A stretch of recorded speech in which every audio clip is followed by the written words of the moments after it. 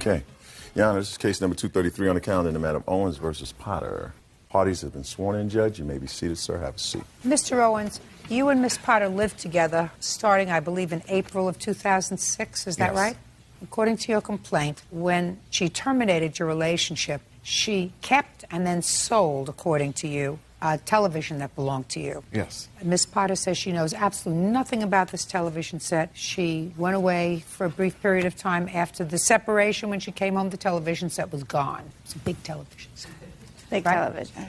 What I don't understand about this television set, Mr. Owens, is that you didn't purchase it, you rented it. Yes. Now, what's the advantage of renting a television set rather than buying it? Nothing, really. No advantage at all. Well, then what is your interest in the television set? Because I've been paying on the television, and I'm basically almost done paying the TV off, so... Oh, so you mean once you pay it off, it becomes yours? Yes, ma'am.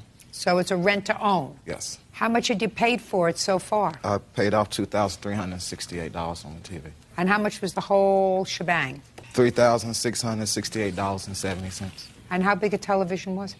A 57-inch. What every household needs. Okay, now, when did you move in with Miss Potter? April what? I'd say about the first week of April. And when did you move out? Around the 14th of July. Tell me under what circumstances? Just rocky relationship. We wasn't getting along, basically. Why didn't you take the television set with you? Right when I left, I basically ran out the door. So after I went out the door, I never came back. When did you come back for the TV? Well, I called American Rental to go get the TV for me, and she never answered the door for him or let him in. So 2 weeks later, they get a hold to me at work and say that they haven't received the TV yet. And I said, okay, well, I asked you guys to go get the TV. Well, why had you called American Rental to go and get it? Because TV like that, without the insurance, they have to come move it themselves. So that way, if any damage to the TV, it won't be on me, it'll be on them. So you called them to tell them to go get it, and what were they going to do with it when they got it? Move it to my mom's house. Okay. And then what happened? So they couldn't get in? They couldn't get in, so I haven't spoke to her after I left the house. And so I figured American Rental have already got the TV because I haven't heard anything for like 2 weeks. And when they called me at work and told me they haven't received the TV, so I asked them to go over there again and try to get in the house, and they finally got in after that 2 weeks, and they called me back and said the TV is not there, so... So where's the TV, Miss Potter? I have no clue. Look at me. Look at me. Your Honor, this is what happened. We broke up the very first part of July. I did kick Mr. Owens out of my house because I caught him cheating on me. Okay. Red-handed. He actually left my house with one shoe. Okay. So, as far as the TV is concerned, he has lied several times already here, which does not surprise me. Just listen to me. Where is the TV? I have no clue. When he left with one shoe, madam, he left the 57-inch TV set in your house. 47-inch. 47-inch. What happened to it? I have no clue. You have no clue. I did not do anything with that TV, Your Honor. Mm-hmm. I actually called American Rental because I had left after the breakup because he had threatened to mess up my truck. He still has keys to my truck and keys to my house. So I left. I gave him perfect opportunity to come and pack up his stuff. Even after all the lies, deceit, cheating, everything, I still said, look, come pack up your stuff. He put it on the porch. I said, look, I'm not comfortable with your stuff on the porch. I don't want to be responsible for that. When he came and put his stuff on the porch, Miss Potter, where was the television set? Was still in the house. Okay. Did he come back to the house again? After that, yes, ma'am, he did, because we got... Shh! That same week, ma'am. Okay, and when he came back that same week, was the television still there? Yes, ma'am, because we got back together that week for 1 week. After that, he did not come back to the house? No, ma'am. As far as I wasn't there, so as far as I know, no. Mr. Owens, do you have any proof other than these circumstances that Miss Potter had something to do with your missing television? Yes, ma'am, I do. I have a witness. Who was that witness? Her name is Jennifer Miller. Get Miss Miller, please. Sure.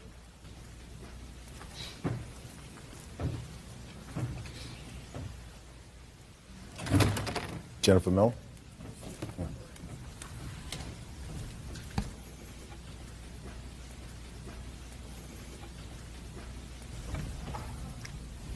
Bert, would you swear the witness, please? Ma'am, raise your right hand. You swear to tell the truth in these matters? Yes, sir. State your name for the record, please. Jennifer Miller. Miss Miller, how do you know these two people? I have a daughter who's 5 years old, and her father is her best friend. And how do you know Mr. Owens? He moved in with her probably in April, and I lived above them. You know anything about this television set? Yes, I'm here because she has brought me into it. She brought me into the Rent-A-Center report. I was with her when they called her, and I went back to the house with her, and she told them that I saw somebody leave, that she was on vacation, and I saw somebody leave with the TV, which is absolutely not true. And I told her not to say that, and she did anyways. Put your hand down. So what you're telling me is she got a call from the rental center? Right, wanting to check the apartment. And she asked you to tell them that you saw somebody leaving with the television set? That's what she told me that she was going to tell them on the way back to the apartment. I was like, don't say that. And when we got there and they searched the house and everything, she went ahead and said it anyways. I didn't say a word. So she told the rental Really? people... You didn't say a word? No, I didn't. Okay. She told you that she was going to lie. Yes. And tell the rental people that you told her that you saw people leaving with the TV. Yes, ma'am. You said to her, don't say that to them. Right. And when they got to the house, she said that to them anyway. So she made you a witness to a crime that you never witnessed. Yes, ma'am. You know anything else about this television? She did sell a TV for $500. I don't know who. How do you know she sold the TV for $500? Because it was either the next day or 2 days after that. My boyfriend and I had went downstairs, and the TV was gone, and she told me, yep, it's gone for $500, and she looked at my boyfriend and was like, I hope you can keep a secret, and this and that. And, you know, whatever between them is between them. I didn't want to get involved, but she got me involved and put me in a really hard position. Sit down. Yes. Your Honor, Jen told American Rental that. I did not force her to tell them that. I did not tell her to tell them that.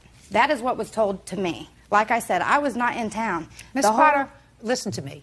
Something doesn't make sense, madam, it's usually not true. Right.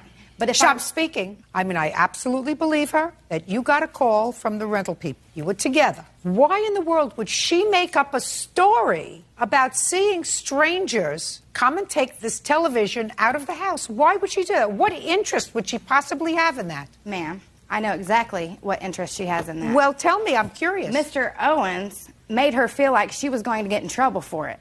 That's exactly what had happened. No, listen to me.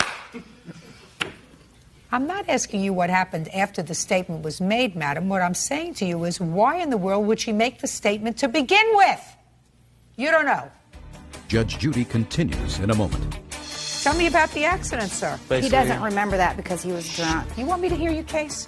Do you want me to hear your Yes, case? ma'am. And remember where you are. And later today, Is this the same husband that left you on the side of the road? Yes. That's personal matters. Did you see my mouth ask you a question? Sorry. real cases, real people. Judge Judy. Sold a big screen TV he was renting. Andrea's countersuing for unpaid bills. Now, she was your friend. She's been your friend longer than Mr. Owens has been your friend. Yes, ma'am. So why in the world would she make up that story? Stupid. You owe him $3,268. That's what he put into the television set so far. Because you stole it and you sold it. Now let's hear to your counterclaim, and let's do it fast, Miss Potter, because I don't like liars. I'm not at a all. liar. I don't like I'm them not at a all. liar. So let's hear that's your fine if that's what you counterclaim think. fast. The counterclaim is for $2,500. He owes for cell phone bills, which I have copies of, gas bills, which I have copies of, and an estimate on my truck, which I have estimates and pictures of the truck. I don't understand what you're talking about, madam. You have a truck. What does that have to do with him? He had the truck while I was gone. Oh, so he borrowed it? Yes, Had he ma'am. used the truck before? Yes, ma'am. Okay, did you have an accident with the truck, sir? Yes, I did. Okay, did you fix it? No, ma'am. Why not? She never asked me to do anything to fix the truck. She never Well, said she's anything. asking you now. Well, I feel like the only reason why she's suing me for the truck is because... You're suing her for the I'm suing TV. her for my TV. You're probably absolutely right. Okay. That other than the fact that you sued her for what you put into the TV, she would not have sued you for the truck. But if you damage the truck, you got to fix it. Did you have insurance? No, ma'am. You have an estimate on the truck? Yes, ma'am. I'd like to see it, please. That's what happens, Mr. Owens. Okay. You know? That's fair. fine. Turnabout is fair play. She sold your TV. Maybe she was going to use the $500 that she got for the TV to fix the truck. You sued her for the TV. You're going to pay for the truck. Okay. Sounds right? Sounds good to me. Perfect. Tell me about the accident, sir. Just basically... He doesn't remember that because he was drunk. I didn't Did she ask ask you you anything. You anything? weren't there. You want me to hear your case? Do you want me to hear your Yes, case? ma'am. Then remember where you are. What happened to the truck? I had an accident in it, ma'am. Well, what do you mean an accident? Were you drinking? Yes, ma'am. Okay. Well, so far, I have deducted $1,915 from the $2,368 that you owe him, leaving $453 that you owe him for his TV. Now I want to hear about these bills. What kind of an arrangement did you have, and why wasn't he paying the bills, and why did you let him stay there if he wasn't paying the bills? The arrangement for the bills, Your Honor, was he was to pay the electric and the gas. I was to pay the rent, and he was supposed to pay half of the cell phone plus $10 because that is what the additional line is on my contract. Were you supposed to pay the gas and electric? Yes, ma'am. Did you pay it? No, ma'am, because I was the only one that was working in the house. Yeah. I had to support her and support me. You know, I even went to work with a broken hand so we can't have money in the house. Just a minute. So who paid the rent? Who paid the rent? Yeah. Your Honor, she didn't even pay rent. It was her grandmother's place. Shh. It was her grandmother's place, Your Honor. I even have proof. Well, my witness can tell you that, too. Okay, just a second. But you were supposed to pay the electric and the gas. Yes, ma'am. I still don't understand why you didn't pay it. I couldn't afford to pay it when I had to take care of her and put gas in her truck. How do you take care of her? Getting her cigarettes, even buying her buying her medication for her when she got sick. What were the gas bills and the electric bills? All the bills combined were... No. Listen to me. I didn't ask you for the bills combined. I'm not interested in your cell phone. Couldn't care less about your cell phone. I don't want to hear the word cell phone anymore. Gas and electric. I only have the gas bill with me, $438.05. $438? Yes, ma'am. Well, that's the only bill I'm interested in then. So you know what you owe him for his TV? I've deducted $438 from the $453 that you were supposed to give him. You owe him $15 for his television. And I suggest you make it in one payment. Do you understand? Yes, ma'am. Thank you very much. She will give you a check for $15 for your television set. You have paid for the damage to our truck and the electric bill. Goodbye. Parties are excused. You may step out. I actually waited till he got good and drunk. I was asleep. She was in my phone, got jealous. And then I did go through his pockets, not out of jealousy, because for what? Started yelling at me and I woke up. And I found all kinds of text messages. And I was like, don't want to hear it, so I left. I kicked him out with one shoe on. And now the next case. All parties in the matter of Velasco versus Vopel, step forward, please. Daycare provider Melanie Velasco is suing former client Tasha Vopel for unpaid babysitting fees. Tasha claims Melanie is trying to pad the bill. Ms. Velasco, you claim that the defendant owes you for babysitting for her two children. Ms. Vopel says she's paid you, and she paid you for the time that you babysat for her. Do you do babysitting as a living? Yes, I do. Is that the only source of income that you have? My husband works. You have children of your own? Yes, I do. How old? I have a 9-year-old, a 4-year-old, and a 2-year-old. The 2-year-old is home all the time? Yes. And the 4-year-old? Yes, he's home also. So you have 2 children home? Yes. When did Miss Vopel start to bring her 2 children to your house? On March 27th.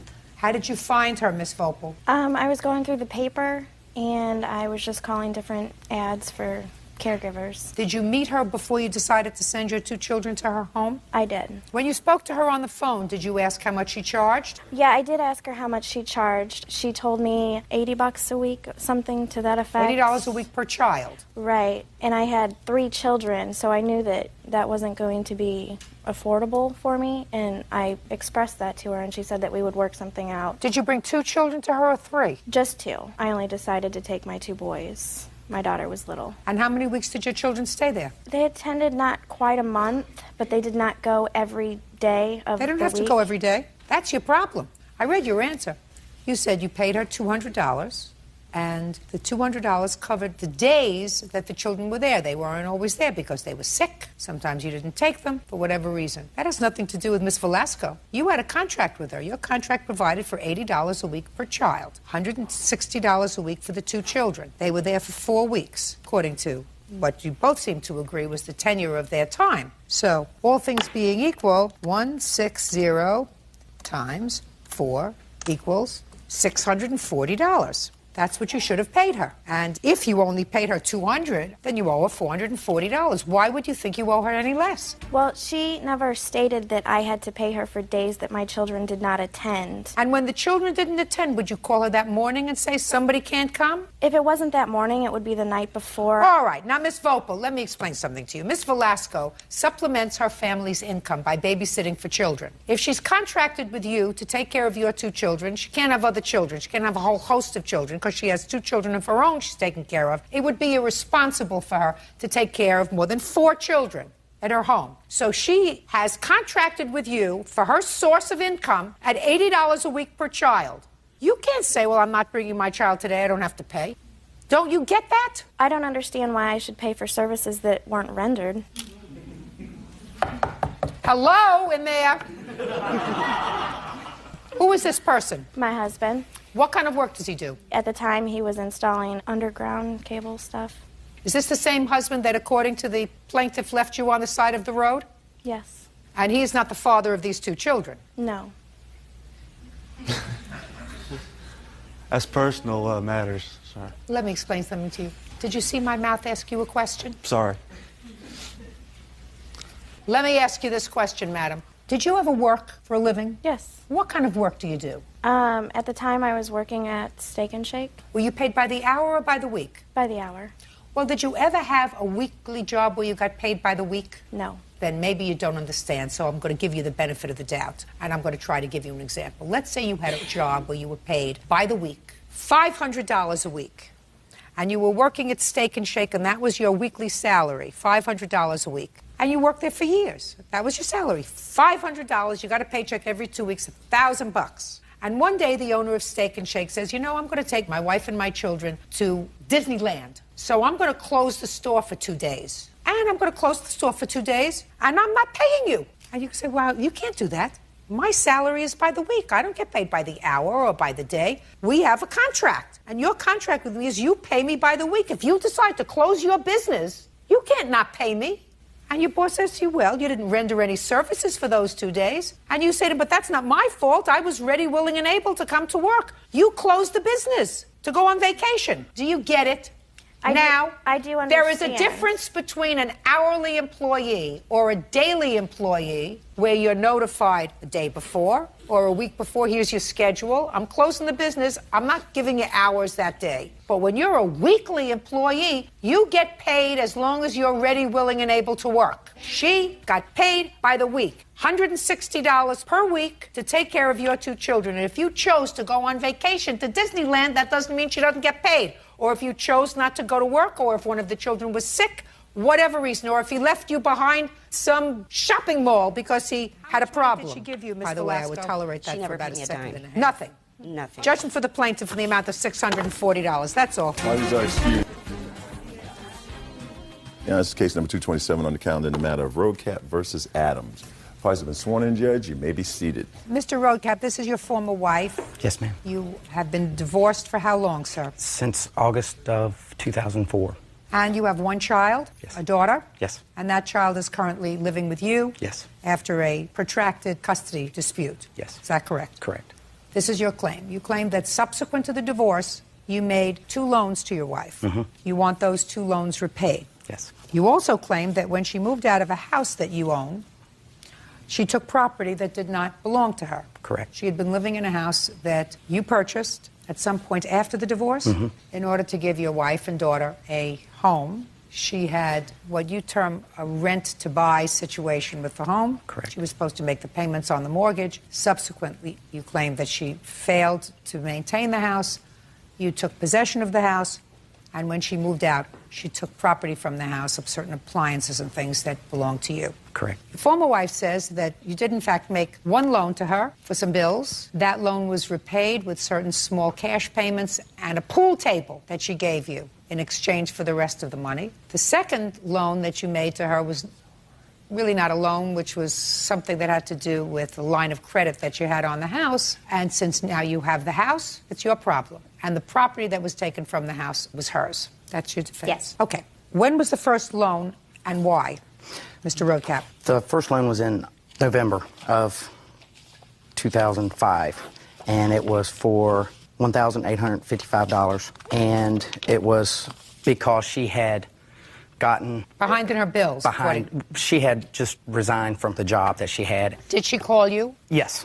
And what did she say when she called you? She needed money to catch up on some of the bills and to get the kids Christmas gifts. What arrangements did you make for repayment? She had notified me that when she got her tax check back at the first of the year, that she would pay me in full then. What happened when you got your tax check back, Miss Adams? That wasn't the agreement at all. The $2,000 that I had borrowed from Daniel, he actually got it from a separate line of credit that he had for a bank that he used, or don't make things more complicated than they are. You borrowed $2,000. He says 1855. You say 2,000. Those are two separate loans, Your Honor. I'm talking about the 1855 loan. The 1855 came from that home equity line of credit. I paid that every month myself. That was part of our rent-to-own agreement for the house. That was actually my bill. It was never meant to be repaid to him. I paid that $130 a month for as long as I lived in the home. Just a second. $1,855 in November of 2005. And you say that you totally paid for that loan from your home equity line of credit on the house. Completely paid for. I paid it, I paid 7 payments. He knows of 5 payments I paid on it. So he's actually asking for $1,833 when he knows that I paid at least 5 of those payments already. Well, just show me. I don't have that with me. Well, this is where you need it, madam. This is where you need it. This is court. This is what you're coming for. All you have to do is show me that after November 5th, on this revolving line of credit that you had, you made payments. Show me. If he has, I don't know. Not he, your check. Well, there should be some kind of proof to saying when is the last payment I paid in the house. Miss Adams. I don't have that. Miss Adams, all I want are your checks. I don't have it with me. Well, it's unfortunate. $1,855. When was the next loan? That was at the end of November, which was $11/28, and that was $2,000. What was that for? That was, I didn't have the money all at once, so I had to isolate and get 2 different loans. Here's the copies of the checks. She acknowledges that you gave her that money. $3,855. How much was repaid? She made $80. She made December and January, so it was 2 payments made on the $80, and the home equity line of credit was late January, February, and not at all in March, and she tried to make it again late in April, and it was too late then. By then, the home equity line of credit was already, she defaulted. She made 2 payments, is that correct? On the $2,000, yes, ma'am. What about on the 1855? She made 3 payments. So that's 5 altogether of yes, 160. Is that right? Yes, Your Honor. Okay, what else? At the time, we had a property agreement that she had to rent to own. She defaulted on her contract, so at that time, I took over the payments, and she had till June the 1st to get the house and everything in her name, and she did not do that. So July the 1st, she had to move out, which I asked her if she didn't want to move out, she could have rented it, but she chose not to. At that point, she left July the 1st, and she left the house like this. Can I see it, please? I took 8 truckloads of trash out of the house. It is a... There was nothing left in the house when I moved out of the house. Including the refrigerator and stuff.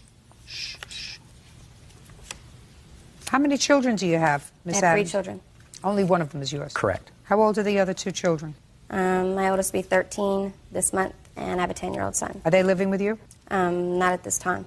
Who do they live with? Well, my oldest daughter, for about 6 months now, has lived with her father in California. And my son, I guess he is with my mom since Daniel took the house. Okay, the house is a mess. Who bought the appliances? I did. Here's the receipts for them. I Your have Honor. 2 receipts. Can I see the I have 2 receipts because I can't measure, and I had to take 1 refrigerator back. It didn't fit. So I have... And Your a Honor, glass top stove. I also have a copy here of the refrigerator I purchased when I bought the house. The house was brand new. It didn't have appliances in it when I first bought it, or got it from him. And It had no I had appliances. to purchase those things. Just a second. It had no appliances. Is that what you're telling me? Yeah, it didn't have refrigerators. It did have a stove, which was accidentally taken from the movers on the last day. I've mentioned to Daniel that he can go get it. It's in the storage building. He doesn't want that. He'd much rather keep me in court over and over again. Just a second. Why did you take the stove if you didn't buy it? I had told the movers, it was just some friends of mine. I wasn't there that day. I told them to go get the refrigerators and the washer and dryer, and they just took the stove. Well, that was a mistake. Yes, and I have it, and I've told him he can go get it. He doesn't have numerous to go times. get it. Why should he have to go through the expense of going to get it? It's right there in town, where, like, just a couple blocks from where I live. Well, He then has a you big go- truck. I don't. then you- And he and I was friends this whole time. And until May, when I got married, Daniel and I was friends. All these agreements was made with us being friends. That's why I don't have documentation of this and that and this and that. Well, what happened, Miss Adams, is that you got married in May and planned to move with your daughter and his daughter to another state. My husband's in the military. I don't care whether he is in the military or he's in the circus. You can't take his child away. Judge Judy continues in a moment. You don't want to discuss with me why you, who have 3 children, don't have any of them living with you, do you? And it's not because he took your house away. And later today, alcohol basically has ruined his life. As a matter of fact, he has 4 DUIs. 1 was on a 4-wheeler. Real cases, real people. Judge Judy. And for taking his property from their shared home. Dorothy says Daniel is angry over her new marriage. When did you tell him that you were planning to move to Georgia? When did she tell you? About May 2nd. And when was the move going to take place? I had no idea. It was very discreet. When was the move to take place? Well, my husband's still just give me a date. It'll be after January of this year before I could even possibly move. He's still in AIT. When were you planning to move? That's what I gave him, an indefinite, like way back, like several months from then. Is that right? What did she tell you? I had no idea. She was in a separate relationship, and they broke up April 24th. Yeah. At May 15th, she was married to another guy I had never met, my daughter had never met, and she said that she was going to be moving out of state. Your Honor, the reason why Daniel didn't know of my new marriage and of my expectations and what I was planning on getting from that is because of these. These are his legal records showing that Daniel is not Mr. Sweet Kind here, let me help you out here. He's got assault and battery. He's got shoot and throw missiles at an occupied vehicle. I don't care, madam. Listen to me. It has nothing to do with this. You don't want to discuss with me why you, who have 3 children, don't have any of them living with you, do you? No, but this is why I wanted to get out of the state. Listen to me. And it's not because he took your house away. I mean, if you have 3 children, somebody takes your house away, you don't let your children go someplace else with your mother, with their other father. You go to a shelter someplace. You get a job and you get an apartment. So we don't have to go into history. The only issue that I have before me is whether you owe him this money and whether you took the refrigerator and the stoves that he purchased. And why, after what apparently was a reasonable period between the 2 of you having been divorced, he had a house, you were in the house with your 3 children, you needed money, you called him, he loaned you money, there was no problem. Problem was when you married somebody that he didn't know and you told him you're taking your kids and you're moving hundreds of miles away. And he said, what, are you crazy? You're not going to take my daughter. You may take your other 2 children. Their fathers may not care, but you're not taking my daughter away. And then you got angry, and you left the house like a trash bin, and you took property that didn't belong to you. Judgment for the plaintiff in the amount of $5,000. That's all. Party judge, excuse me, step out. Until I come up with something, concrete against him, I'm just going to keep on doing this. It's not the fact that she cares. It's just the fact that she's all out for herself. And now the next case. All parties in the matter of Leonard versus Calvert. Step forward, please. Carol Leonard is suing her ex-fiancé, Brian Calvert, for wrecking a 4-wheel ATV when he drove it drunk. Brian claims the bike had a malfunction. Miss Leonard, you and Mr. Calvert were in a relationship. You met at work, according to your complaint. Shortly after you met, Mr. Calvert wanted to buy a 4-wheeler. And according to you, he got drunk? Yes, he did. He took out the 4-wheeler? He wrecked it? Correct. And since it was purchased on your credit, you're stuck with it? Correct. Mr. Calvert has an interesting defense. First, he says that you bought it for him. No. He merely helped to make the payments on it because he was a nice guy. And if I don't believe that story, then it's really your fault that he wrecked the bike because the bike had a recall notice that was in your mail that you didn't tell him about. And since he almost got killed, it was your fault that he's got $8,000 worth of medical bills because if you had told him about the recall notice, he would have taken the bike in to have it checked. That's his defense. Is that right? Yes, ma'am. Now, Miss Leonard, when did you and Mr. Calvert start to have a relationship? The beginning of August 2005. And when did you buy these wheelers? August 19th. Of 2005? Yes. Well, tell me about the conversation that you had. You knew him for a couple of weeks. Well, I had a business relationship with him before that.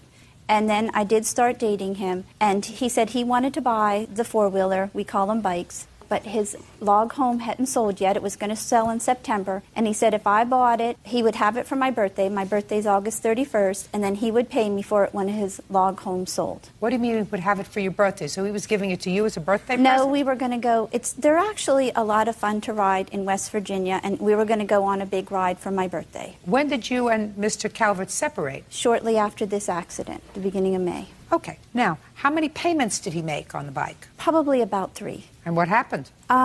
He did not keep making them, and it strained our relationship.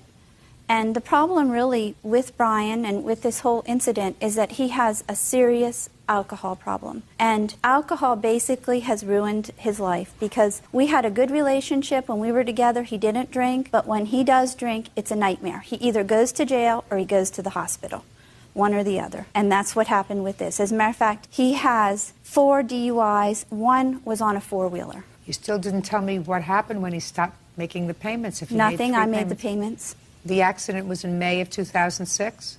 April. April. Did you start drinking in April, Mr. Calvert? I had a couple of drinks that night, ma'am. Why? Just the rest of us was drinking. But you know you have a drinking problem. I had a drinking problem, ma'am. No, you have a drinking problem. You're always an alcoholic if you have a drinking problem. Yes, ma'am. You may be a recovering alcoholic, but you're always an alcoholic. Yes, ma'am. So what caused you to drink? We was just having a couple beers, ma'am. But you hadn't been drinking for a long time. Yes, ma'am. And after you started to drink, you got on the 4-wheeler? We was on the 4-wheeler before we started to drink. I mean, we had the alcohol with us. You ended up in the hospital? Yes, ma'am. How seriously injured were you? $8,000 worth of hospital bills. Now, Miss Leonard, did you ever receive a recall notice on these bikes? The one that he was talking about with the throttle sticking, that was fixed before I ever bought the bike. And I have that statement right there. Can I see it, please? Right here is the claims history that the throttle was fixed prior to my purchasing it.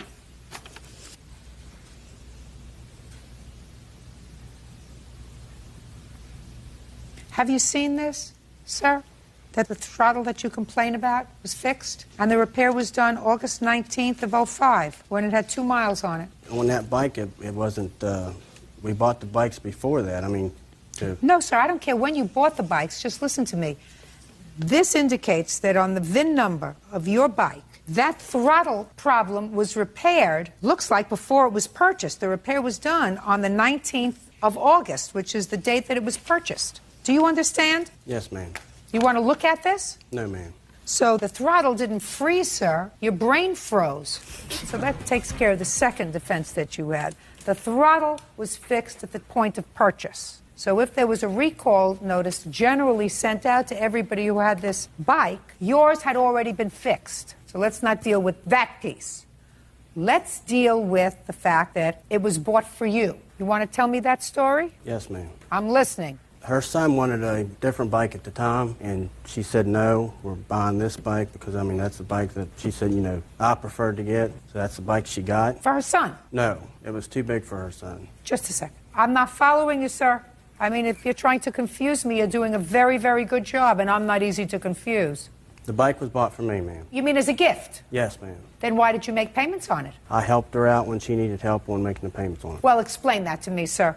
Explain to me how it came about that you helped her out. Numerous of times she asked me to make the bike payment. Tell me about it. When was the first time she asked you to make a bike payment? I don't have the dates with me. Well, where are you supposed to get them from? I gave her cash money, ma'am. You think I believe you? $7,000 on you. Why in the world, sir? And we lived together at the time. No, that's not true. Not August 19th, sir. You did not. If she only knew me 2 weeks, she's not going to go out here and spend $7,000. I didn't say she was involved with you for 2 weeks. She knew you from work, but she was involved with you for 2 weeks. Why in the world would she spend $7,000 for you? Now, at the time that these bikes were purchased, did you have a log home? Yes, ma'am. Were you in the process of selling the log home? Yes, ma'am. Did you tell her that you would give her back this money when you sold the log home? No, ma'am. When did you sell the log home? End of August. End of August. So if she said to me that you were planning on selling the log home, which she put in her complaint, and you were going to get the money when you sold the log home, that has a ring of truth to it. Wouldn't you say that, Mr. Calvert? She's the one that sold the log home. She's a real estate. You mean she sold the home and she got the money? She sold the home, ma'am. I'm asking you, she sold the home and she got the money, or she sold the home through her business and you got the money? Yes, ma'am. Yes, what? Yes, I got the money. And what did you do with the money when you got it? Put it back into more homes, ma'am. You purchased more homes? Yes, ma'am. Did you have a discussion with Miss Leonard about purchasing more homes after she sold that home for you? No, ma'am. Did he? Yes, he talked to me about building more homes. What did he say about the payments on the bike? He said to me, I want to just make payments on it until I get another log home, and then when he sold that, then he would pay me for the bike. He was kind of dragging it out. Can I ask you a question, Miss Leonard? Yes. Was he as animated when you were living as a couple as he is today? He's actually a very talented and sensitive person. His problem is his drinking. You could never tell by me.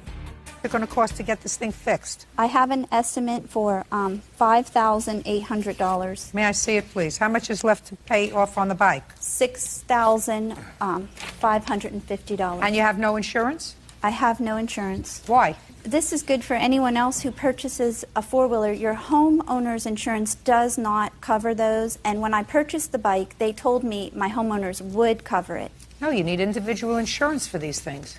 All right, Mr. Calvert, you know the two defenses we were talking about when we first started this case? I don't believe either one of them. Just for the plaintiff in the amount of $5,000. That's all. Thank you. Parties are excused. You may step out. After a case of beer in 2 hours, you're going to have an accident. Bangs to the head. All rise.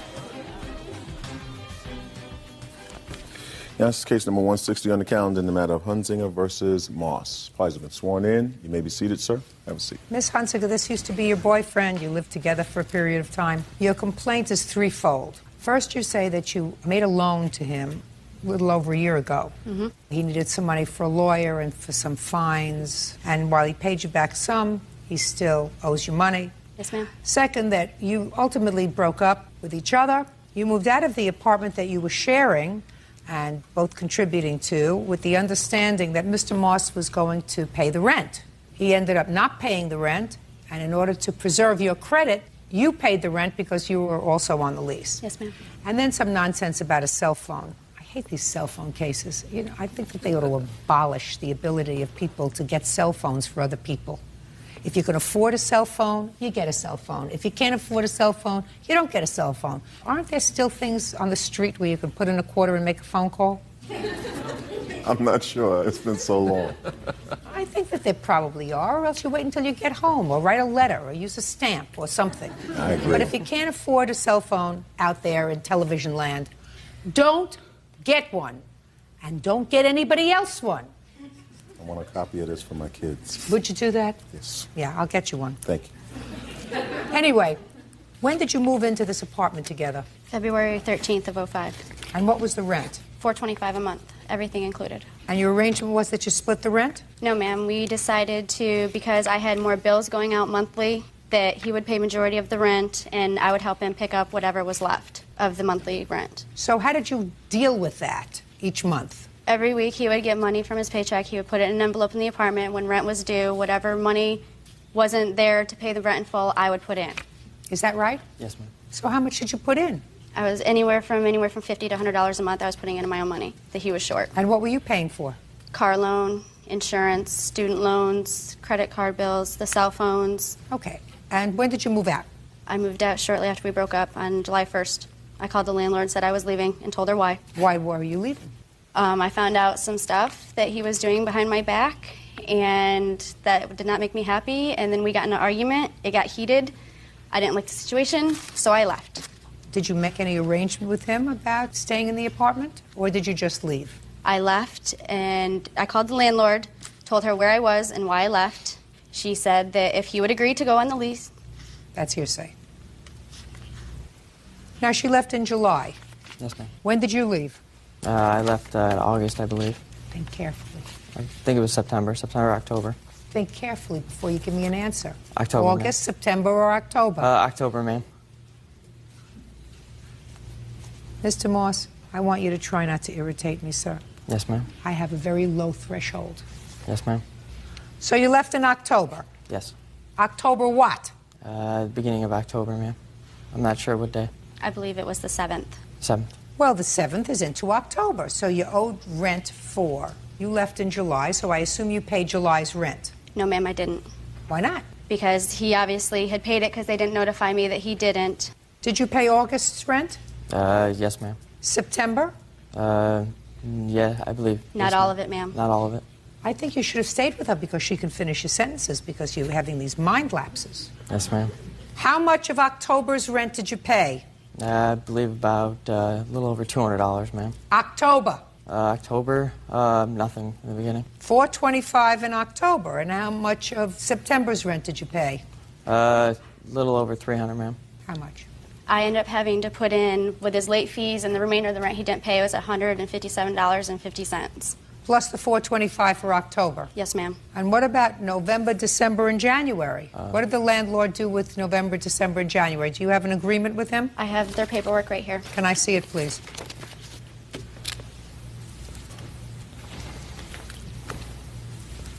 And the second page is in bill form of what I paid. All right, Mr. Moss. Now let's have your defense with regard to this rent, which she paid to the landlord in the amount of $1,275, which covers October, November, and December's rent. Come on. Come. Well, she ended up moving out in July, leaving me with the rest of the lease. And from what I told the landlord, I figured that since she Why left did she move out, sir? we broke up, so she moved Why? out. Because she wanted to live somewhere else, I guess. You think so? Yes, ma'am. You don't think that there was any cause for her to leave? No, we just broke up, and that was it, and she decided to leave. Well, so it was an amicable breakup, according to you. It was just pretty much she broke up with me, that was it. Listen, do you know what the word amicable means? Yes, ma'am. Sir. Was it an amicable breakup? Amicable breakup usually means that two people sit down and say, listen, we have this lease, let's see how we can resolve this. You know, I can stay in the apartment and you leave, or you stay in the apartment and I'll leave, and this is the way we're going to resolve the bills, and this is the way we're going to resolve the loan. What was amicable at first, ma'am? It was at first. We agreed on some things, and it was. What did you agree on? Mr. Moss? Basically, what I agreed on was that I can, for as long as I could, I can, maintain the rent. No, Mr. Moss, that's not what you said. What do you mean, as long as you could, you would maintain the rent? I didn't say I was going to do it until the end of the lease, Your Honor. Where are you living now, sir? I'm living in another apartment now, in the same town. With whom? Myself. What's the rent? $320 a month. So that's a difference of $100 a month in the rent. Yes, ma'am. So if you had paid this landlord $320 a month rent, she would have been relieved of the burden of paying the landlord $1,275, right? The Yes, landlord ma'am. would have come after her for only a few $100s, right? Yes, ma'am. So why didn't you do that? It must have cost you something to move. It cost me quite a bit to move, but... So why did you move? I couldn't afford to stay there at that time. I had to borrow from friends just to move to another place. But I couldn't borrow enough to actually maintain there, and then I didn't want to just stay there anymore. It was just... That sounds like a lot of double talk to me, Mr. Moss. Judge Judy continues in a moment. What did you need a lawyer for, Mr. Moss? Identity theft. Whose identity did you steal? Father's. Father pressed charges? Yes, ma'am. He must have been really angry with you for something else. He told me his father was dead. And later today, You have another phone now, sir? Yes, I do. Good. When did you get it? Look at me. When did you get it? When did I get it? I don't know. When did you get it? That's a question. I ask the questions, you give me the answer. When did you get the phone? Real cases, real people. Judge Judy.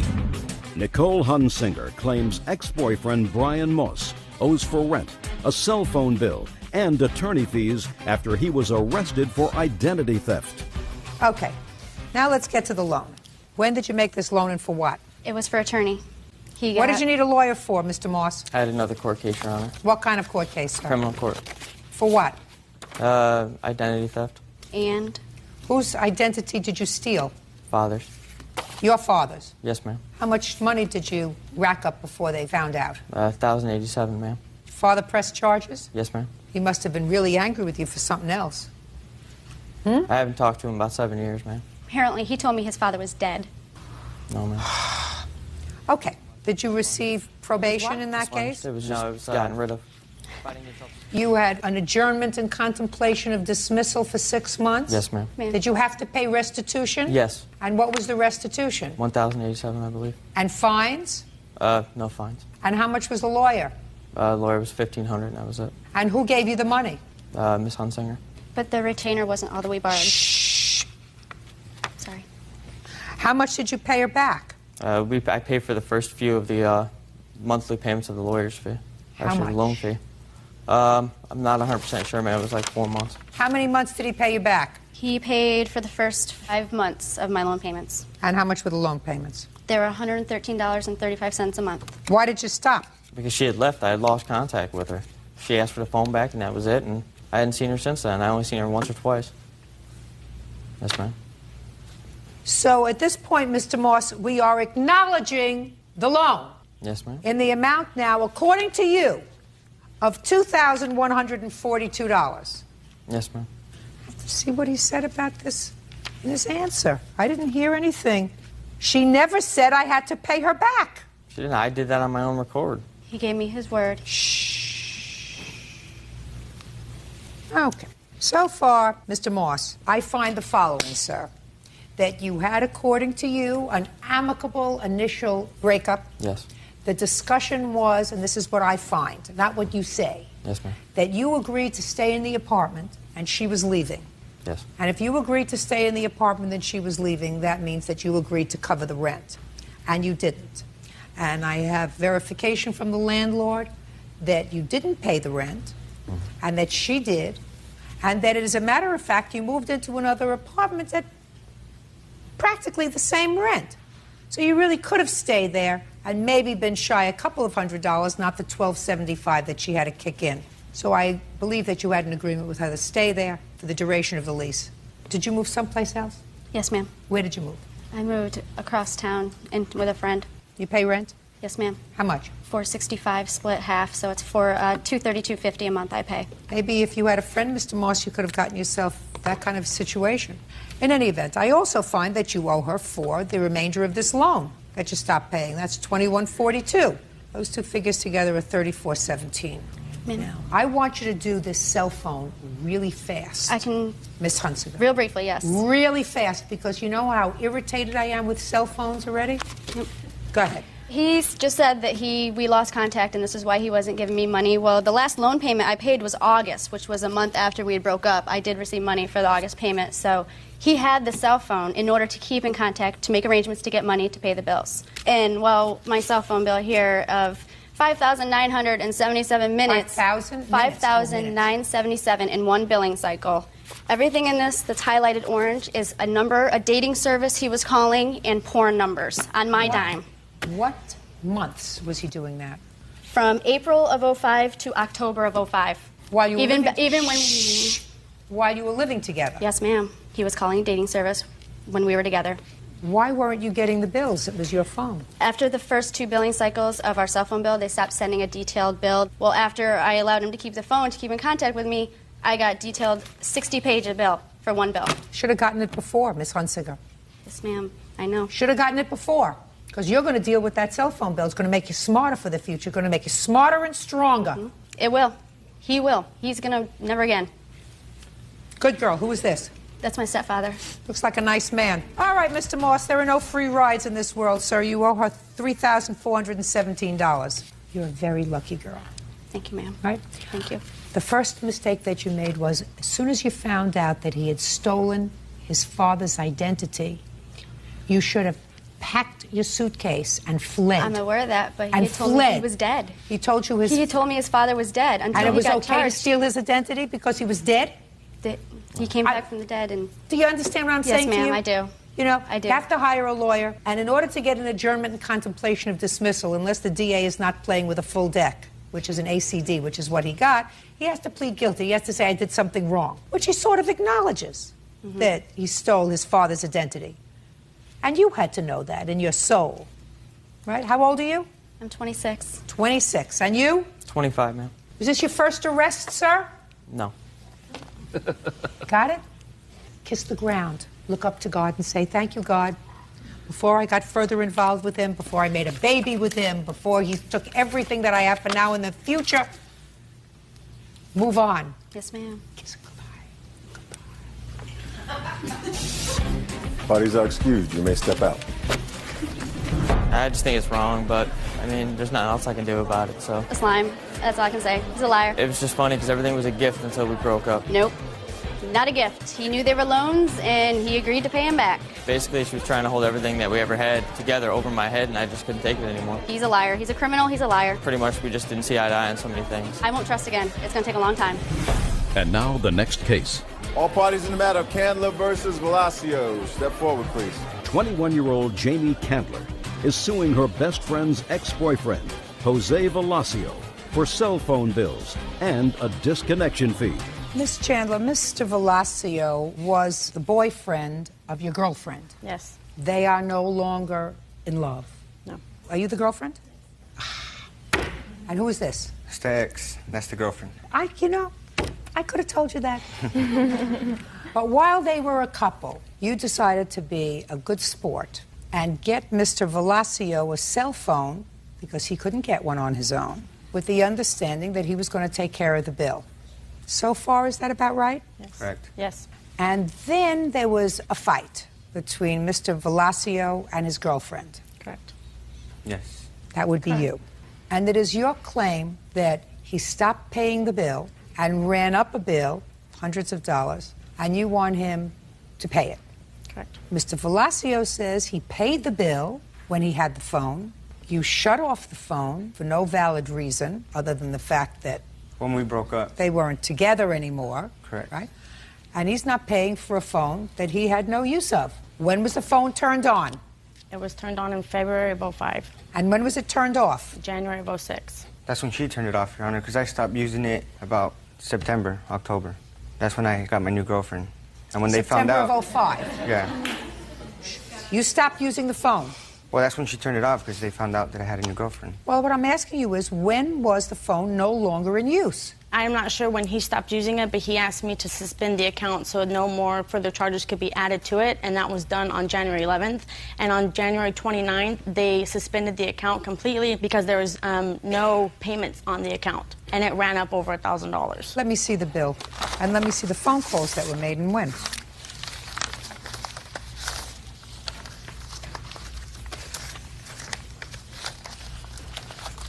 Did you have the phone, sir, in January? I had the phone, but the service was restricted. I have calls on this phone from January 11th until February 6th. Who made those calls? No, I didn't, Your Honor. As far as I know, they probably reported stolen. They got a phone. Whose number is 900? There's an incoming call. Whose number is that? His new girlfriend. Is that your number? That's my work number. That's your work number? Yes. Then you had the phone, sir. Why would she be calling a friend of theirs? That would be pretty stupid, Mr. Velasio. Okay. We have incoming calls from your work. We have incoming. You wouldn't call somebody just to harass them, would you? No. No, of course not.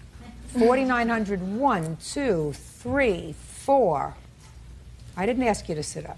Oh, sorry. Whose number is 9053 in San Bernardino? I have no idea. Who lives in Ontario? I don't know. Nobody in Ontario. Well, maybe she does. Do you know whose number is 9026? That's her home number. Her home number? Yes. Maybe she called her. I don't know. No, it says number called. Why would I want to call her? He called to speak to my daughter. That's not true. You have your own cellular phone? Yes. Is it all off now? Shut down? Yes. There shouldn't be any calls on this between January and February. When I called and spoke to the person on Singular, they told me that they canceled the phone due to no payments being made on the account. They said it was canceled on January 29th. Well, there were calls here up through, this is a February bill, January 11th. You have another phone now, sir? Yes, I do. Good. When did you get it? Look at me. When did you get it? When did I get it? I don't know. When did you get it? That's a question. I ask the questions, you give me the answer. When did you get the phone? In January. Then January, that's what February. I thought. Judgment for the plaintiff in the amount of $1,032. Get out. Parties are excused. This is case number 475 on the calendar in the matter of Martin versus Hall. Parties have been sworn in, Judge. You may be seated. Mr. Martin, it is your claim that the defendants, this gentleman in particular, caused damage to your car in an accident, and the accident was his fault. Mr. Hall says that it was your fault, and you don't know why, anyway, that you're suing him because he wasn't driving. It was Miss Hall who was driving the car. So you must have not been watching carefully. Apparently. When did this incident happen? September 17th. Where were you? I was in Maitland, Florida, turning into a gas station. What happened, Mr. Martin? I was turning into the gas station to buy gas, and I seen the Halls coming at a very high rate of speed through the parking lot, so I stopped. Through the parking lot or through the gas station? Into the parking lot of the gas station. There's a chart over there that the Halls brought. Is the red car yours? Turning in That's just similar like that to shows. what happened. And I stopped, Where were you and he come crashing into me. He was driving probably about 45 miles an hour through that parking lot. Okay. What kind of a car were you driving, sir? Mazda 626. And where was the car hit? Right in the passenger side in the front. Knocked the bumper Do you have a completely off. photograph? Yes, ma'am. May I see it, please? Sure.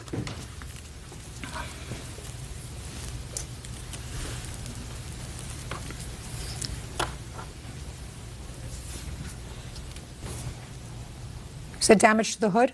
The bumper was not completely off in the hood, and all the lights were knocked out in the grill. All right, now what happened after the collision, sir? After the collision, I started to call the police, and Mr. Hall came over and said, "I'm sorry, I didn't see you. Please don't call the police. I'll have someone take care of your car for you." But my car was not drivable. So I proceeded with calling the police, and then I observed Mr. Hall removing the license plate from the car. From whose car? From his car. So when Yes. the police got there, I told him that he had taken the license plate off of the car and put it in the trunk. He went and found it, and then they claimed that Mrs. Hall was driving, but that is definitely not the case. So the police officer ticketed him for removing the tag from the car because that tag did not belong to their car, and then ticketed her for driving with no insurance and for careless and reckless driving. On their statement that it was Mrs. Hall who was driving. That's what they're claiming, yes. But it wasn't Mrs. Hall who was driving. No, ma'am. It was Mr. Hall. Mr. Hall was driving. And on page 2 is the correct diagram. It's very similar to that, but it shows my car in a straight line, not in an angle like that. Why did you take the plate off the car, Mr. Hall? Because the plate did not belong to that car, Your Honor. Why not? Because we put it on the car to transport the car to a sale lot to put the car up for sale. Well, where were you coming from, Mr. Hall? We were going from our residence to the gas station. We were putting gas into the vehicle and then taking the vehicle up to put it up for sale. Where were you taking it to put it up for sale? Literally 2 blocks away from there, which is also just a couple blocks away from our residence, Your Honor.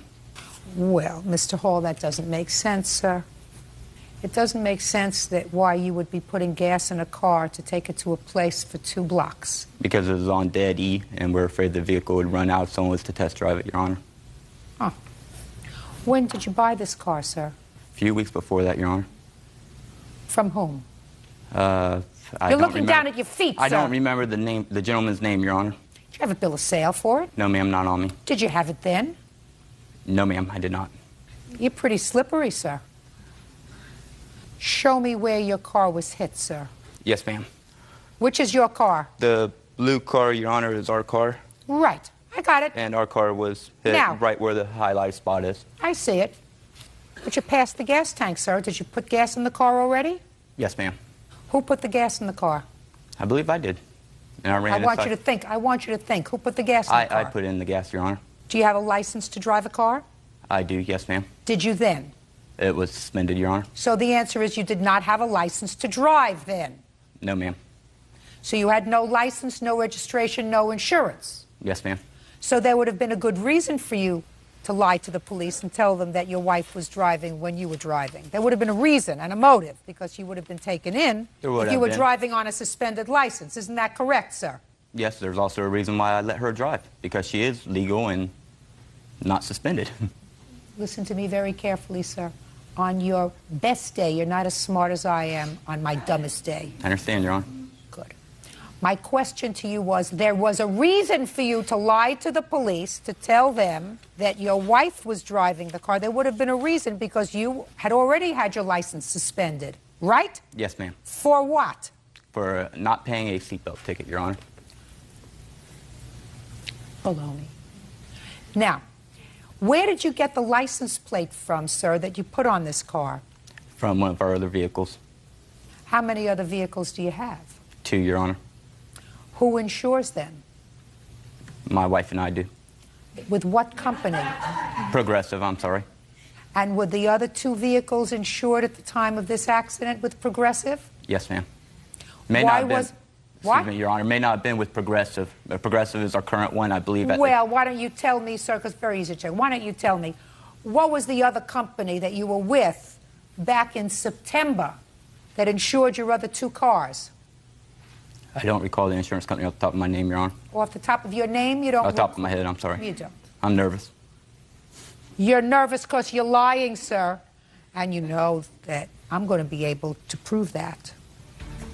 Before the police arrived, when you took the plate off the car and put it in the trunk, what did you hope to accomplish by that, sir? Avoiding the ticket for attaching tag not assigned, Your Honor. Now, don't you get a ticket for driving without tags, period? Yes, Your Honor. So what would be the difference in putting the tags in the trunk? You were going to get a ticket either way, either for driving with no tags or for driving with somebody else's tags on your car. So what difference did it make? None. Except to try to keep him from getting a ticket. Well, don't you think people get tickets, sir, when they drive without license plates? Yes, Your Honor. Because that's why you supposedly took the license plate off one car and put it on another, so you wouldn't get a ticket, Yes, right? Your Honor. So that doesn't make sense to me. What did the police do with that license plate, sir? They confiscated it, Your Honor. And what did you do with the car from where the license plate had been removed? The vehicle stayed right where it was, Your Honor. And where is it to this day, sir? In our driveway, Your Honor. Without license plates? It has been licensed and insured. How did you get new license plates for it? I just applied for a new plate, Your Honor. You have to say what happened to the old plate, sir, if the car had been registered. The vehicle hadn't been registered in our name prior to that, Your Honor. Oh, so you had yet another car in your arsenal of cars that hadn't been registered in your name at the same date that you had this accident. It's a vehicle that my sister allowed for us to drive because we didn't have a dependable vehicle at the time to drive, Your Well, Honor. what about the third car that you had home, sir? It wasn't. Vehicle. What? It's a work vehicle. What is a work vehicle? What does that mean? It's a truck that we use to do landscaping and lawn maintenance that So? pulls a trailer. And it's decaled up, and insurance will not cover that if we are in an accident when we are not working. Okay, so we're going to do this. We're going to play. At the time of this accident on the 17th of September, 2004, who had a driver's license? Raise your hand. The time of this accident on September 17th, 2004, who had a registered vehicle? On September 17th, 2004, who had a vehicle with appropriate tags on it? On September 17th, 2004, who was driving a car illegally? Good! Perfect. Okay. Shooting fish in a barrel. Can I see the estimate for your car, sir? Yes, ma'am. What a bunch of hustlers. Not you, Mr. Martin. I also have, Your Honor, a letter from the Halls stating that Mrs. Hall is guilty of this charge because we originally had an agreement for the Halls to pay me $400 a month beginning on November the 10th. And I know you're not going to believe this, but that didn't happen. The only thing that I don't believe, sir, is that you believed them, that it was going to happen. Judge Judy continues in a moment. And later today, when we separated, we were not on talking terms. I needed money. So you claimed the children as your deduction, even though he supported them? Yes, ma'am. real cases, real people. Judge Judy. Rick Martin says fellow motorists Jennifer and Dennis Hall ran into him in a gas station parking lot. Rick claims Dennis was the driver, but after the accident, he switched places with his wife. I have a net total of $2,966.35. Is that your estimate? That's the estimate to fix the rest of the damage. I've already spent over $2,000. You have those bills? Yes, ma'am. I'd like to see them, please. In those estimates, Your Honor, he's also trying to recoup, he's trying to double charge for repairs that he made once originally on his first repair bill. And I have a listing of those if you'd like to see it. And then he's trying to get the same repairs covered again on his estimate he had previously handed you. Are you trying to do that, sir? No, ma'am. Did you have a deductible on the car? I had only liability. I did not have full coverage on the car because it's paid for. Okay, what did Allstate pay you? Allstate only paid the tow bills. And I tried to relay that message to the Halls, but they would not return any of my calls to find that out. So. They wanted you to go away, like their license plates. Yes. Your Honor, when he originally showed up at our doorstep, he was demanding the $14.95 and repayment as well as new headlights. So how much? Just a second. So how much did you give him, Mr. Hall? I gave him $0. Yeah, now you're going to give him $4,834. Judgment for the plaintiff. That's all. Parties are excused. You may step out.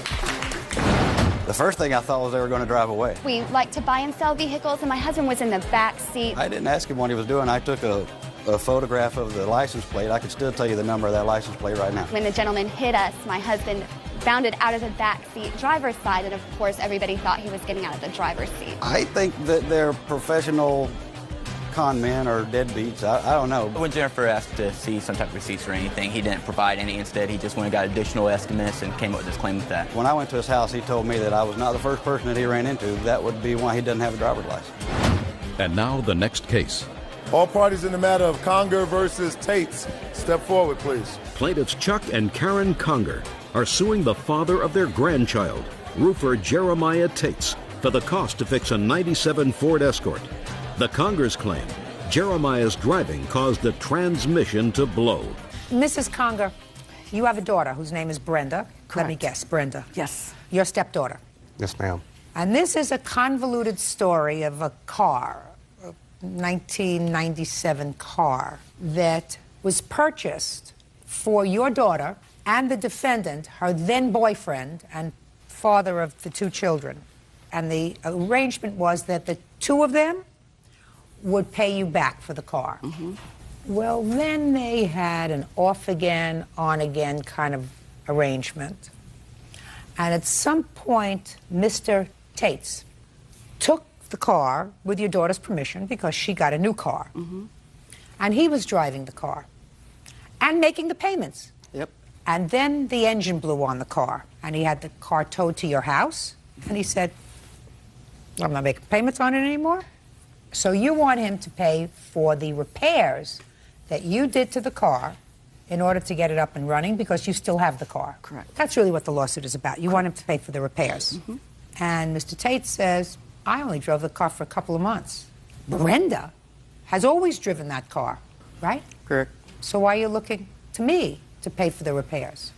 So, the car was purchased when? Go ahead. I'm not All sure right. when Brenda purchased the car. Brenda, step up. When did you buy the car, Brenda?